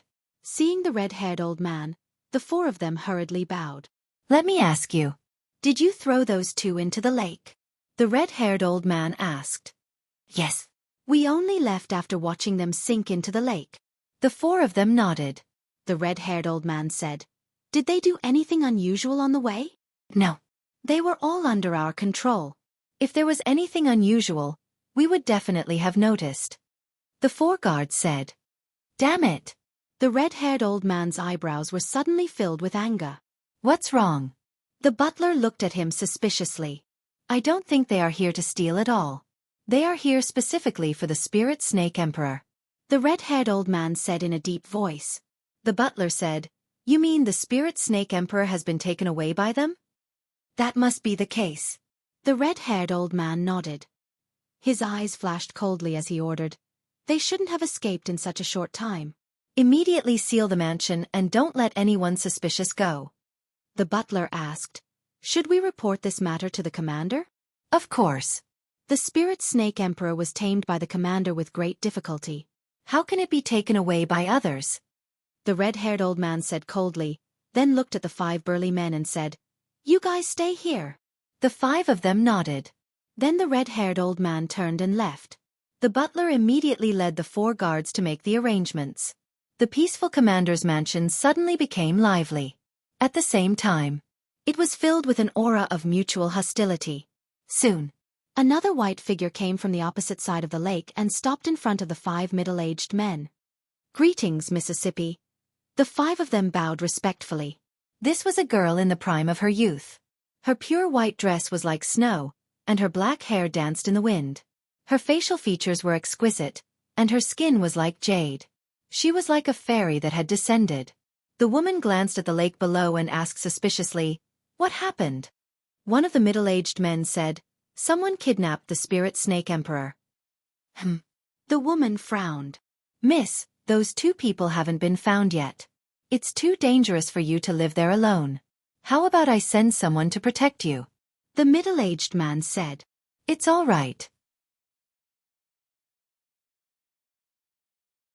The woman smiled, turned around, and left. From beginning to end, she appeared very calm. In the meantime, inside the castle, Qin Feiyang and Mu Qing had taken the detoxification pill. Most of the toxins had been removed, and they could move their limbs. With Lu Hong's help, Qin Feiyang stood up and looked at the Spirit Serpent Emperor. Spirit Serpent Emperor was still trapped in the battle chi boundary.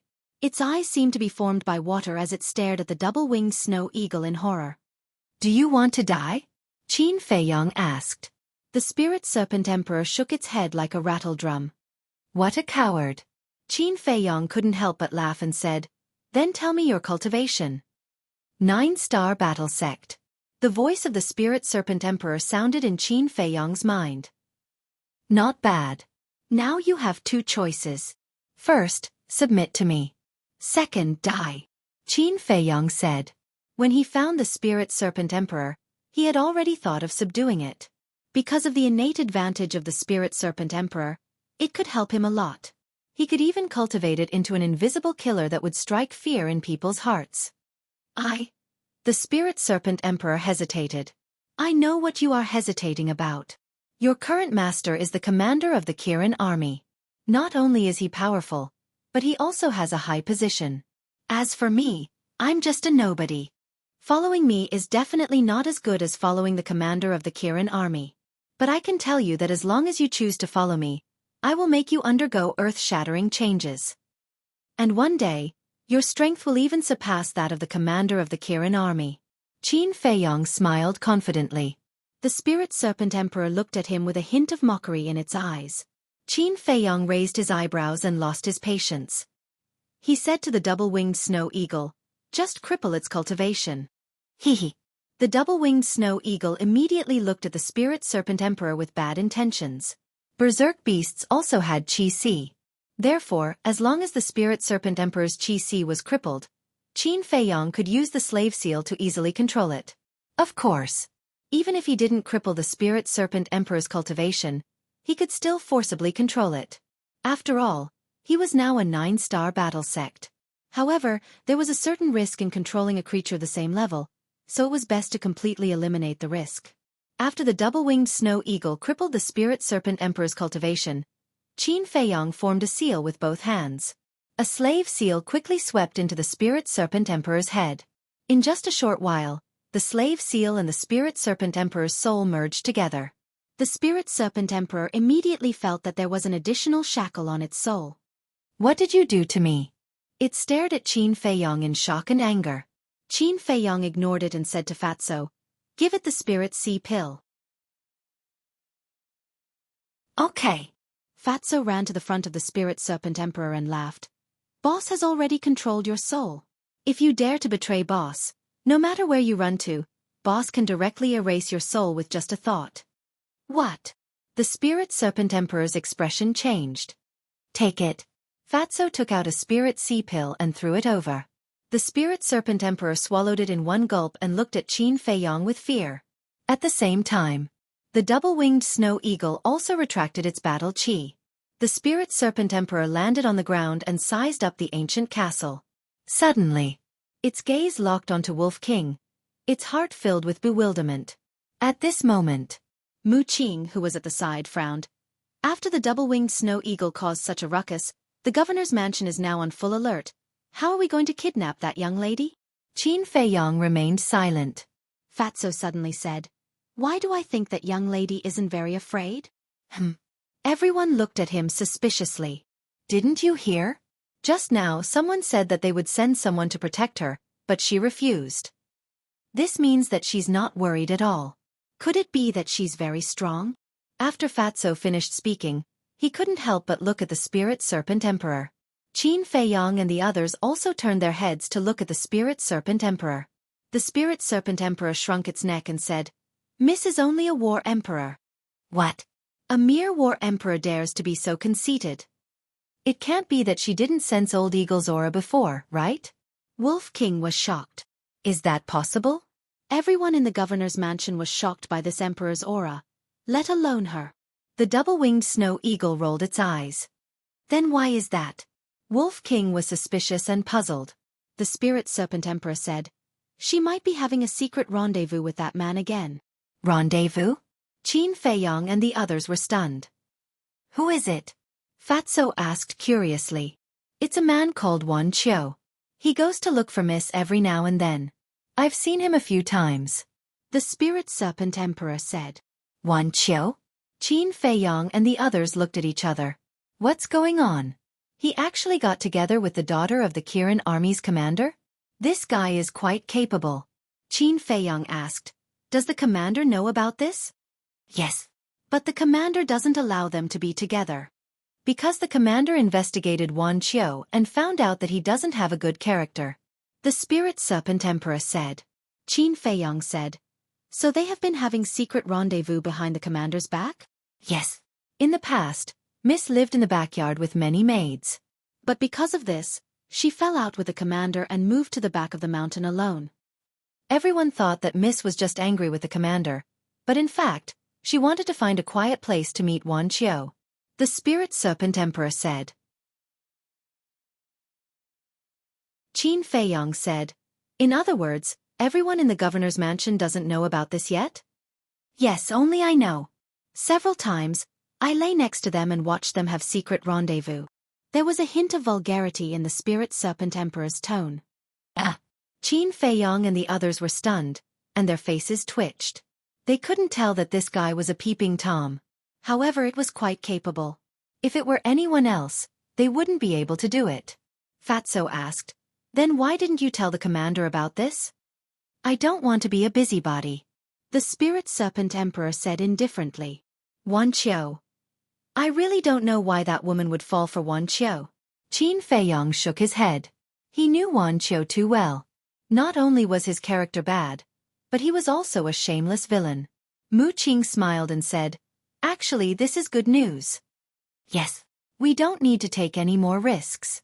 As long as we catch Wan Qiu, this lady will naturally come to us. Qin Feiyong nodded. Fatso said, There are people guarding outside now. How are we going to leave the commander's mansion? Don't worry.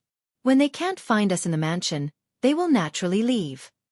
Qin Feiyong smiled faintly. At this moment, the Spirit Serpent Emperor sized up Wolf King, then looked at Qin Feiyong and asked carefully, Are you Qin Feiyong? You can't recognize me? Everyone was stunned, then looked at Wolf King in unison. This guy was indeed the best way to identify Qin Feiyong's identity. Yes. Qin Feiyong nodded. It's true? The Spirit Serpent Emperor was stunned and said in disbelief, You actually dare to come back? Qin Feiyong said, In my dictionary, there is no such word as dare.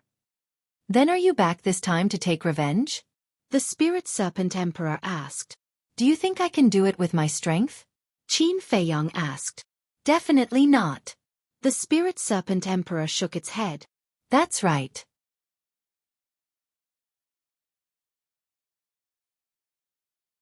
Chapter 903. About 1 hour later. The people in the governor's residence searched every corner, but they couldn't find Qin Feiyong. Hence, they expanded their search to the entire inner city. The 5 middle-aged men guarding the lake also secretly went to the back mountain to protect the daughter of the Kirin army's commander, under the orders of the red-haired old man. Qin Feiyong wouldn't let go of such a good opportunity. He left the ancient castle alone, opened the teleportation door, and left the governor's residence silently. Divine Palace. On a small path, a skinny white-clothed young man suddenly appeared in the void. It was Qin Feiyong. Compared to the governor's residence, the Divine Palace was easier to sneak into. First, Qin Feiyong knew the coordinates of every place in the Divine Palace. It was very convenient for him to come and go. Second, there were too many disciples in the Divine Palace. Even if someone saw him, they wouldn't suspect his identity. Beside the small path, there was a small forest. Qin Feiyong looked around and entered the small forest. When he came out, he had changed into a brand new set of white robes. There was a small sword symbol on his chest. As a former disciple of the Divine Palace, he definitely had the uniform of the Divine Palace. After disguising himself, he went to the plaza in front of the martial arts hall. The Divine Palace was different from the main pagoda. In the main pagoda, no one was guarding the 10 pill pagodas or the martial artist mountain. But here, there was a deacon elder guarding. It was a black-clothed old man. Qin Feiyong felt that he was familiar, but he couldn't remember his name. He could only vaguely remember that he had seen him once or twice. The black-clothed old man sat in a room beside the door. The window was transparent. Qin Feiyong walked to the window and said respectfully, "Elder, I want to go in and find a friend." Although the Pill Hall and the Martial Arts Hall were both part of the Divine Palace, the color of their robes were different. The Pill Hall was white. The Martial Arts Hall was black. It was easy to differentiate. Qin Feiyong was wearing the Pill Hall's robes now. So, he had to inform the deacon elder before entering the Martial Arts Hall. The black-clothed old man looked at Qin Feiyong and asked, "Who are you looking for?" "Tan Wu," Qin Feiyong said casually. The old man in black waved his hand and said, "Go in by yourself. Don't stay for too long." "All right." Qin Feiyong nodded and cupped his hands to express his gratitude before entering the Martial Arts Hall. At this moment, it was already dawn. Most of the Martial Arts Hall's disciples were meditating, so it was hard to see anyone in the corridor. Wan Qiu, Qin Feiyong pondered as he walked. He knew Wan Qiu's original cultivation room.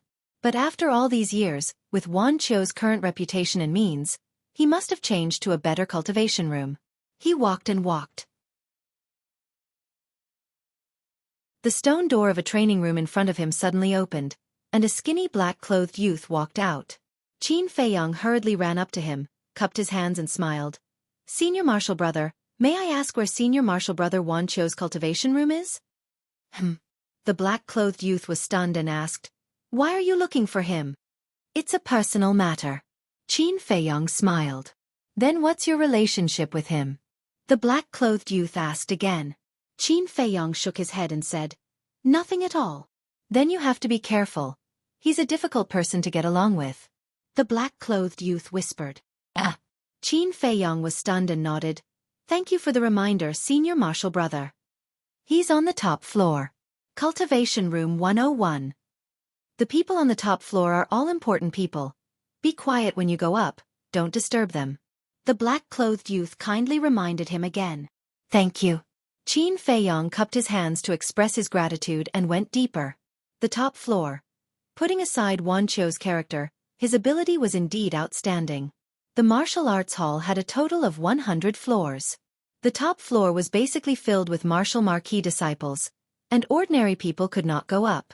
But how many years had it been? Wan Qiu, this fellow, actually climbed up. And he even snatched Cultivation Room 101. Although Alchemy Cultivation Room 101 was ranked after the top 100, there were tens of thousands of cultivation rooms on every floor of the Martial Arts Hall. Therefore, it was already very scary that he could occupy this cultivation room. It could be seen that Wan Qiu's growth over the years could not be ignored. In a short while, he walked to the top floor and scanned the stone doors around him. Suddenly, his gaze locked onto a stone door opposite him, and the words 101 were engraved on it.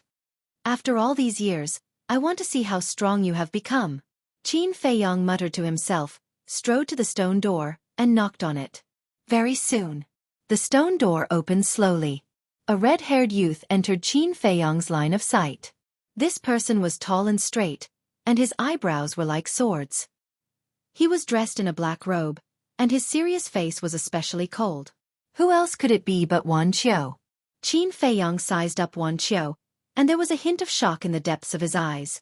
This guy had already stepped into the 8-star Battlemaster. Wasn't it too fast? One had to know. Wan Qiu did not open the door of potential. "Who are you?" At the same time, Wan Qiu was also sizing up Qin Feiyong and asked. Qin Feiyong said calmly, "My name is Li Feng, and I'm here to talk to you about something." "Li Feng?" Wan Qiu frowned and said, "I don't know you. I'm not free." After saying that, he was about to close the stone door. Qin Feiyong said meaningfully, "I'm here to talk to you about the Kirin Army Commander. Are you sure you're not free?" Wan Qiu's pupils shrank, and then he retreated to the side. Qin Feiyong walked into the cultivation room. Wan Qiu immediately closed the stone door. "Come in and sit." Following that, he led Qin Feiyong to the lounge. But when he reached the door of the lounge, he suddenly turned around and stretched out his arm like an eagle's claw, grabbing Qin Feiyong's neck. However, this sudden turn of events did not cause Qin Feiyong to panic. His eyes narrowed slightly, and a dangerous signal passed through him. Wan Qiu said in a deep voice, "Tell me, what do you know?" "I know a lot. For example, you guys secretly met somewhere behind the Kirin army commander's back. If I'm not wrong, you just came back from that place not long ago." Qin Feiyong laughed. "How do you know?" Wan Qiu's eyes trembled as he shouted. The hand that grabbed Qin Feiyong also increased in strength, and the look in his eyes was rather sinister.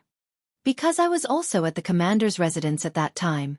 Qin Feiyong grinned, raised his arm, grabbed Wan Qiu's fingers, and slowly pried them open one by one. "What? This strength is so strong." Wan Qiu's expression changed, and he said in shock and anger, "Who exactly are you?" After prying Wan Qiu's hand open, Qin Feiyong grabbed Wan Qiu's wrist and grinned, "I'm your old friend." "Don't play tricks," Wan Qiu shouted angrily. But before his voice faded, he felt a flash in front of his eyes, and in the next moment, he appeared in an unfamiliar place. "This is..." Wan Qiu looked around in surprise. This was of course the castle. But Wan Qiu had never been here before, so he did not know. However, Wolf King, Black Dragon Snake, Pangolin, Lu Hong, Fatso, he recognized them. Looking at those familiar figures, he felt like he was struck by lightning, and his body and mind trembled. How could it be them? In that case. He suddenly looked at Qin Feiyong, and his eyes were filled with deep disbelief. Qin Feiyong said playfully, "Are you surprised? When did you come back?" Wan Qiu was shocked and angry. "In the morning," Qin Feiyong said. Wan Qiu panicked. Suddenly, he noticed Spirit Snake Emperor, and his pupils constricted. "So it was you who kidnapped Spirit Snake Emperor in the commander's residence?" Qin Feiyong said, "This was just an accident. I entered the commander's residence to kidnap your little girlfriend." "You dare!" Wan Qiu's expression changed, and he shouted angrily. "It seems that you care about her. But I believe that you only care about her identity and status." Qin Feiyong said. Wan Qiu suddenly looked as if his tail had been stepped on, and his face was full of gloominess. "It seems that I'm right. You want to use her family background to achieve your ambition. Don't misunderstand. I'm not mocking you. On the contrary, I admire you. When you first entered the temple, you curried favor with Lin Dian and the other marquis' sons, and later on, you curried favor with the princes. And how long has it been? And you actually got together with the daughter of the commander of the Kirin army. I really have to admit that I did underestimate you in the past." Qin Feiyong smiled faintly. Wan Qiu's face darkened and said, "Then why are you looking for me now?" "What do you think?" Qin Feiyong smiled mockingly. Wolf King, Fatso and the others also looked at him with evil intentions. Wan Qiu's face could not help but turn pale. At this time, Mu Qing raised her eyebrows and said, "Don't waste time, hurry up and act." "Act." Wan Qiu looked at them in surprise. Qin Feiyong glanced at Wan Qiu, then looked at Fatso and Wolf King, and said, "Watch him." The man and the beast nodded. Qin Feiyong left the castle with Mu Qing, and immediately opened the portal and walked in. Black Dragon Pool. The two appeared out of thin air, but there was no trace of Yiglao. Qin Feiyong said, "This plan, we still need Yiglao's help." "What do you want to do?" Mu Qing asked. "It's definitely impossible to get the commander of the Kirin army to sincerely help us. The only way is to control his life," Qin Feiyong said. "I see." Mu Qing suddenly understood, took out the image crystal, and was about to send a message to Yiglao. "How's the investigation going?" But at this time, Yiglao rushed out of the jungle below the mountain stream, landed in front of the two, and asked. "Not good," Mu Qing said in a low voice. Yiglao's eyes darkened slightly and said, "I just heard you say that you want to ask the commander of the Kirin army for help?" "Yes." "Because only he can freely enter the prison of God." Qin Feiyong nodded, and then took Wan Qiu out of the castle. "Have you found out whether Lu Xingchen is in the prison of God?" Yiglao asked. "There's no need to find out. The commander of the Kirin army must know." Qin Feiyong looked at Wan Qiu and said with a faint smile, "Call your little girlfriend here." Lu Xingchen, prison of God. The commander of the Kirin army. Wan Qiu was not stupid. Hearing the conversation between Qin Feiyang and the other two, he could roughly guess.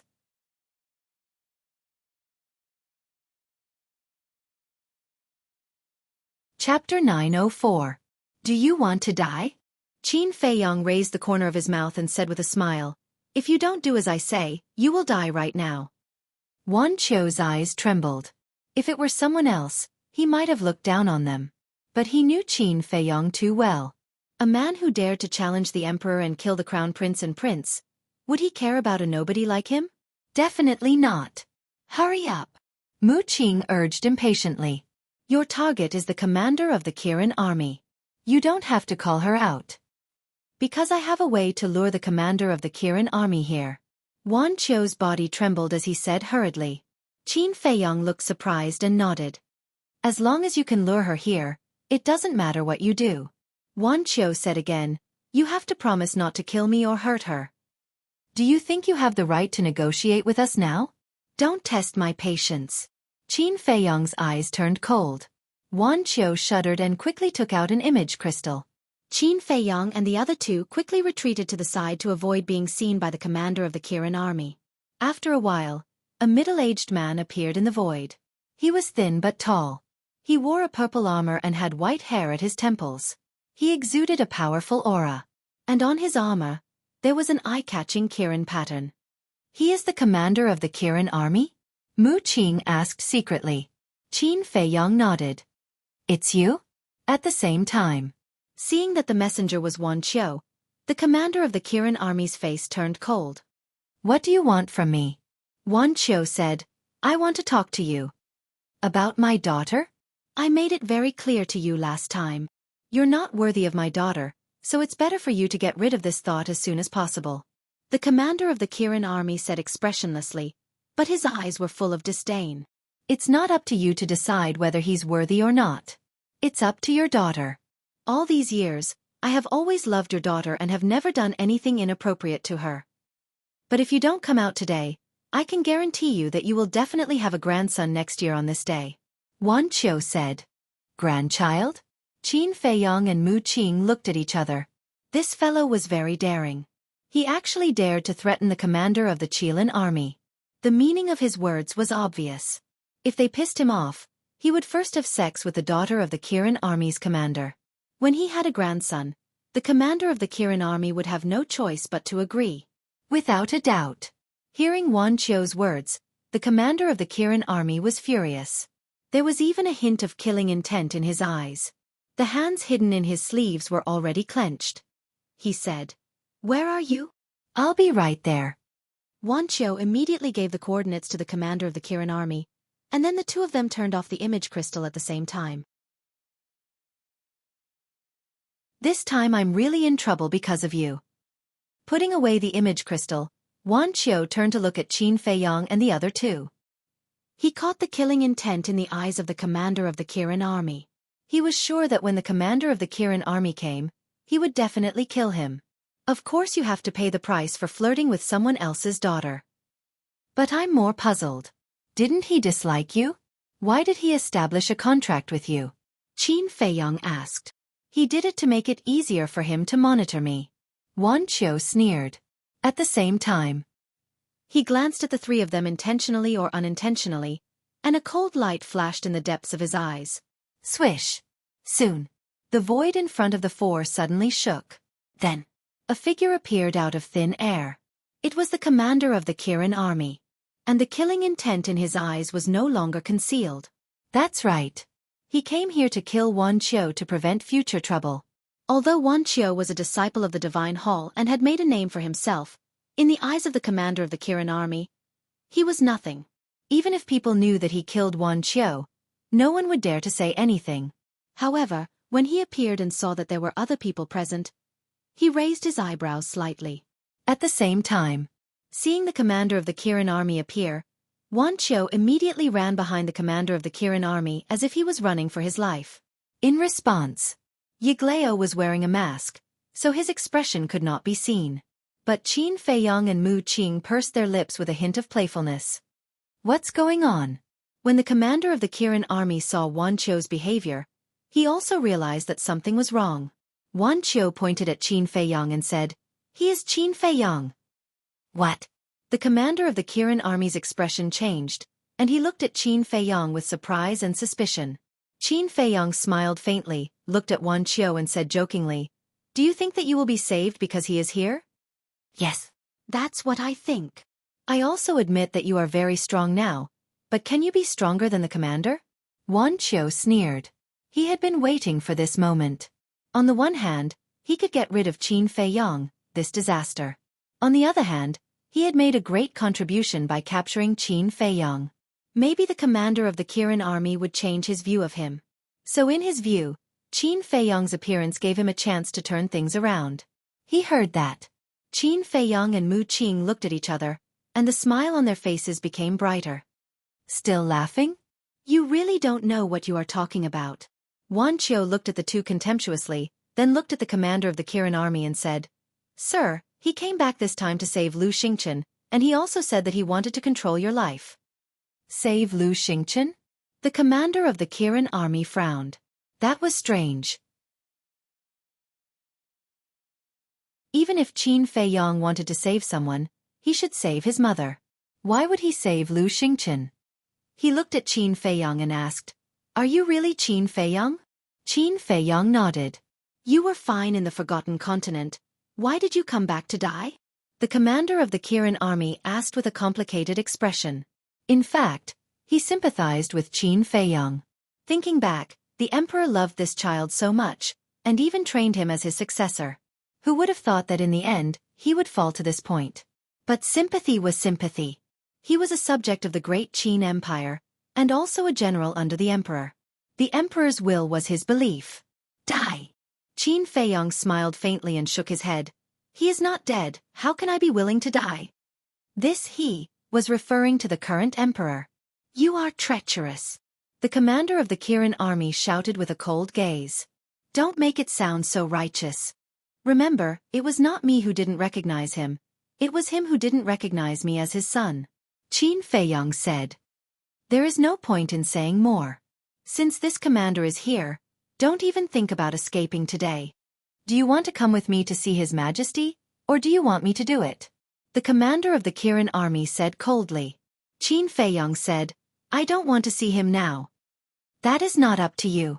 The commander of the Kirin army's face turned cold, and a terrifying emperor's aura broke out of his body, instantly enveloping Qin Feiyong and the other two. "Haha. I didn't expect you to fall into my hands so quickly." Wan Qiu laughed, no longer hiding behind the commander of the Kirin army, and swaggered towards Qin Feiyong. When he walked in front of Qin Feiyong, he raised his hand and slapped him. He thought that Qin Feiyong was imprisoned by the emperor's aura, unable to move, and was a little complacent. Of course, Qin Feiyong was indeed imprisoned. But before the slap landed, Yiglao, who had been silent the whole time, moved his index finger without leaving a trace, and the emperor's aura instantly disappeared. Then, Qin Feiyong raised his arm and easily grabbed Wan Qiu's wrist. How is this possible? Wan Qiu's eyes widened. No wonder the commander doesn't like you. A clown like you, even if you are given endless resources, it will be difficult for you to become a great person. Qin Feiyong shook his head, his eyes full of contempt. Wan Qiu's face turned pale. At the same time, the commander of the Kirin army looked at Qin Feiyong in disbelief. He could see through Qin Feiyong's cultivation at a glance. 9-Star War Sect. To be able to break through to the 9-Star War Sect in just a few years, his talent could be said to be the #1 person in the world. But now, it had nothing to do with talent. Even if it was a 9-Star War Saint, his emperor's aura could easily imprison him. But why couldn't it imprison Qin Feiyong? Could it be that there was a war emperor hidden here whose cultivation was even stronger than his? With that thought, he hurriedly looked at Mu Qing and Yiglao seriously. Mu Qing was fine. His cultivation was even weaker than Qin Feiyong's. But when he looked at Yiglao, he was shocked to find that he couldn't see through Yiglao's cultivation. There was no aura on his body, just like an ordinary person. At that moment, the commander of the Kirin army realized that something was wrong and immediately retreated, his face solemn. "Sir, save me." Seeing this, Wan Qiu was anxious. Even the commander of the war emperor was so panicked. One could imagine how strong the old man was. He can't even protect himself. How can he save you? Qin Feiyong shook his head with a smile, looked at Yiglao and said, "Please help me cripple the cultivation of the Kirin army commander." Cripple his cultivation? The commander of the Kirin army's face turned pale. Wan Qiu's eyes widened in anger, seriously wondering if there was something wrong with his ears. Yiglao didn't make a move, looked at Qin Feiyong and asked, "Will crippling his cultivation help our plan?" "Yes." Qin Feiyong nodded. "Good." Old Yi didn't hesitate any longer. His aged hand shot out explosively, and a formless pressure instantly pounced towards the commander of the Qilin army with the force of an avalanche. This pressure. The commander of the Kirin army trembled both physically and mentally. He often interacted with the Imperial Preceptor, so he was quite familiar with the Imperial Preceptor's aura and pressure. At this moment, the old man's pressure was comparable to the Imperial Preceptor's. In other words, this old man was a false god. How was it possible that Qin Feiyong had a false god with him?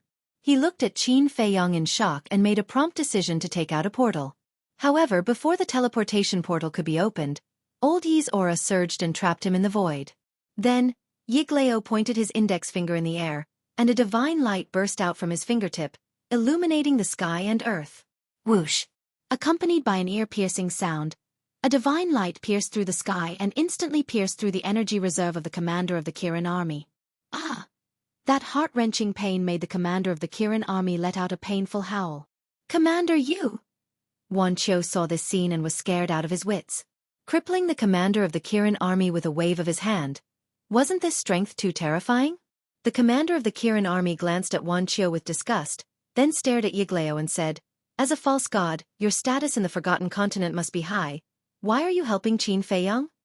False god. Wan Qiu's body shook violently. It was a false god.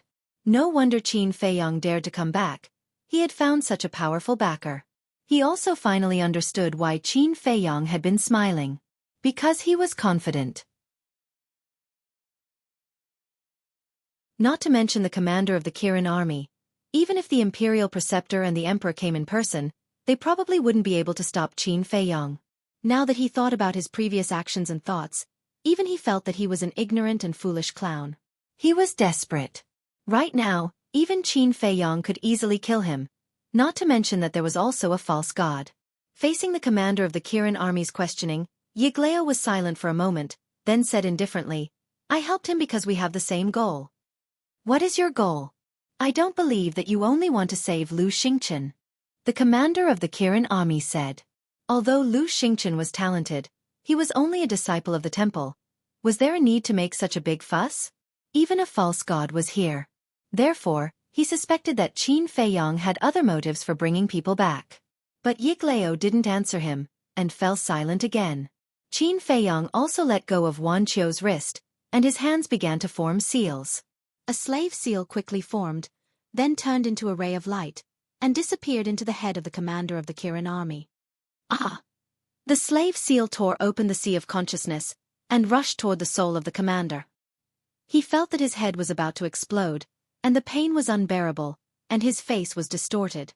However, this pain quickly disappeared. But the commander of the Kirin army didn't feel relieved, and his face was gloomy. This was because he could clearly sense that his spiritual sea was different from before. However, he couldn't pinpoint exactly what was different about it. "What did you do to me?" You're tuning in to the Xueqi's Martial Arts Saga YouTube channel. Don't forget to subscribe and join us on this journey to catch the most captivating stories.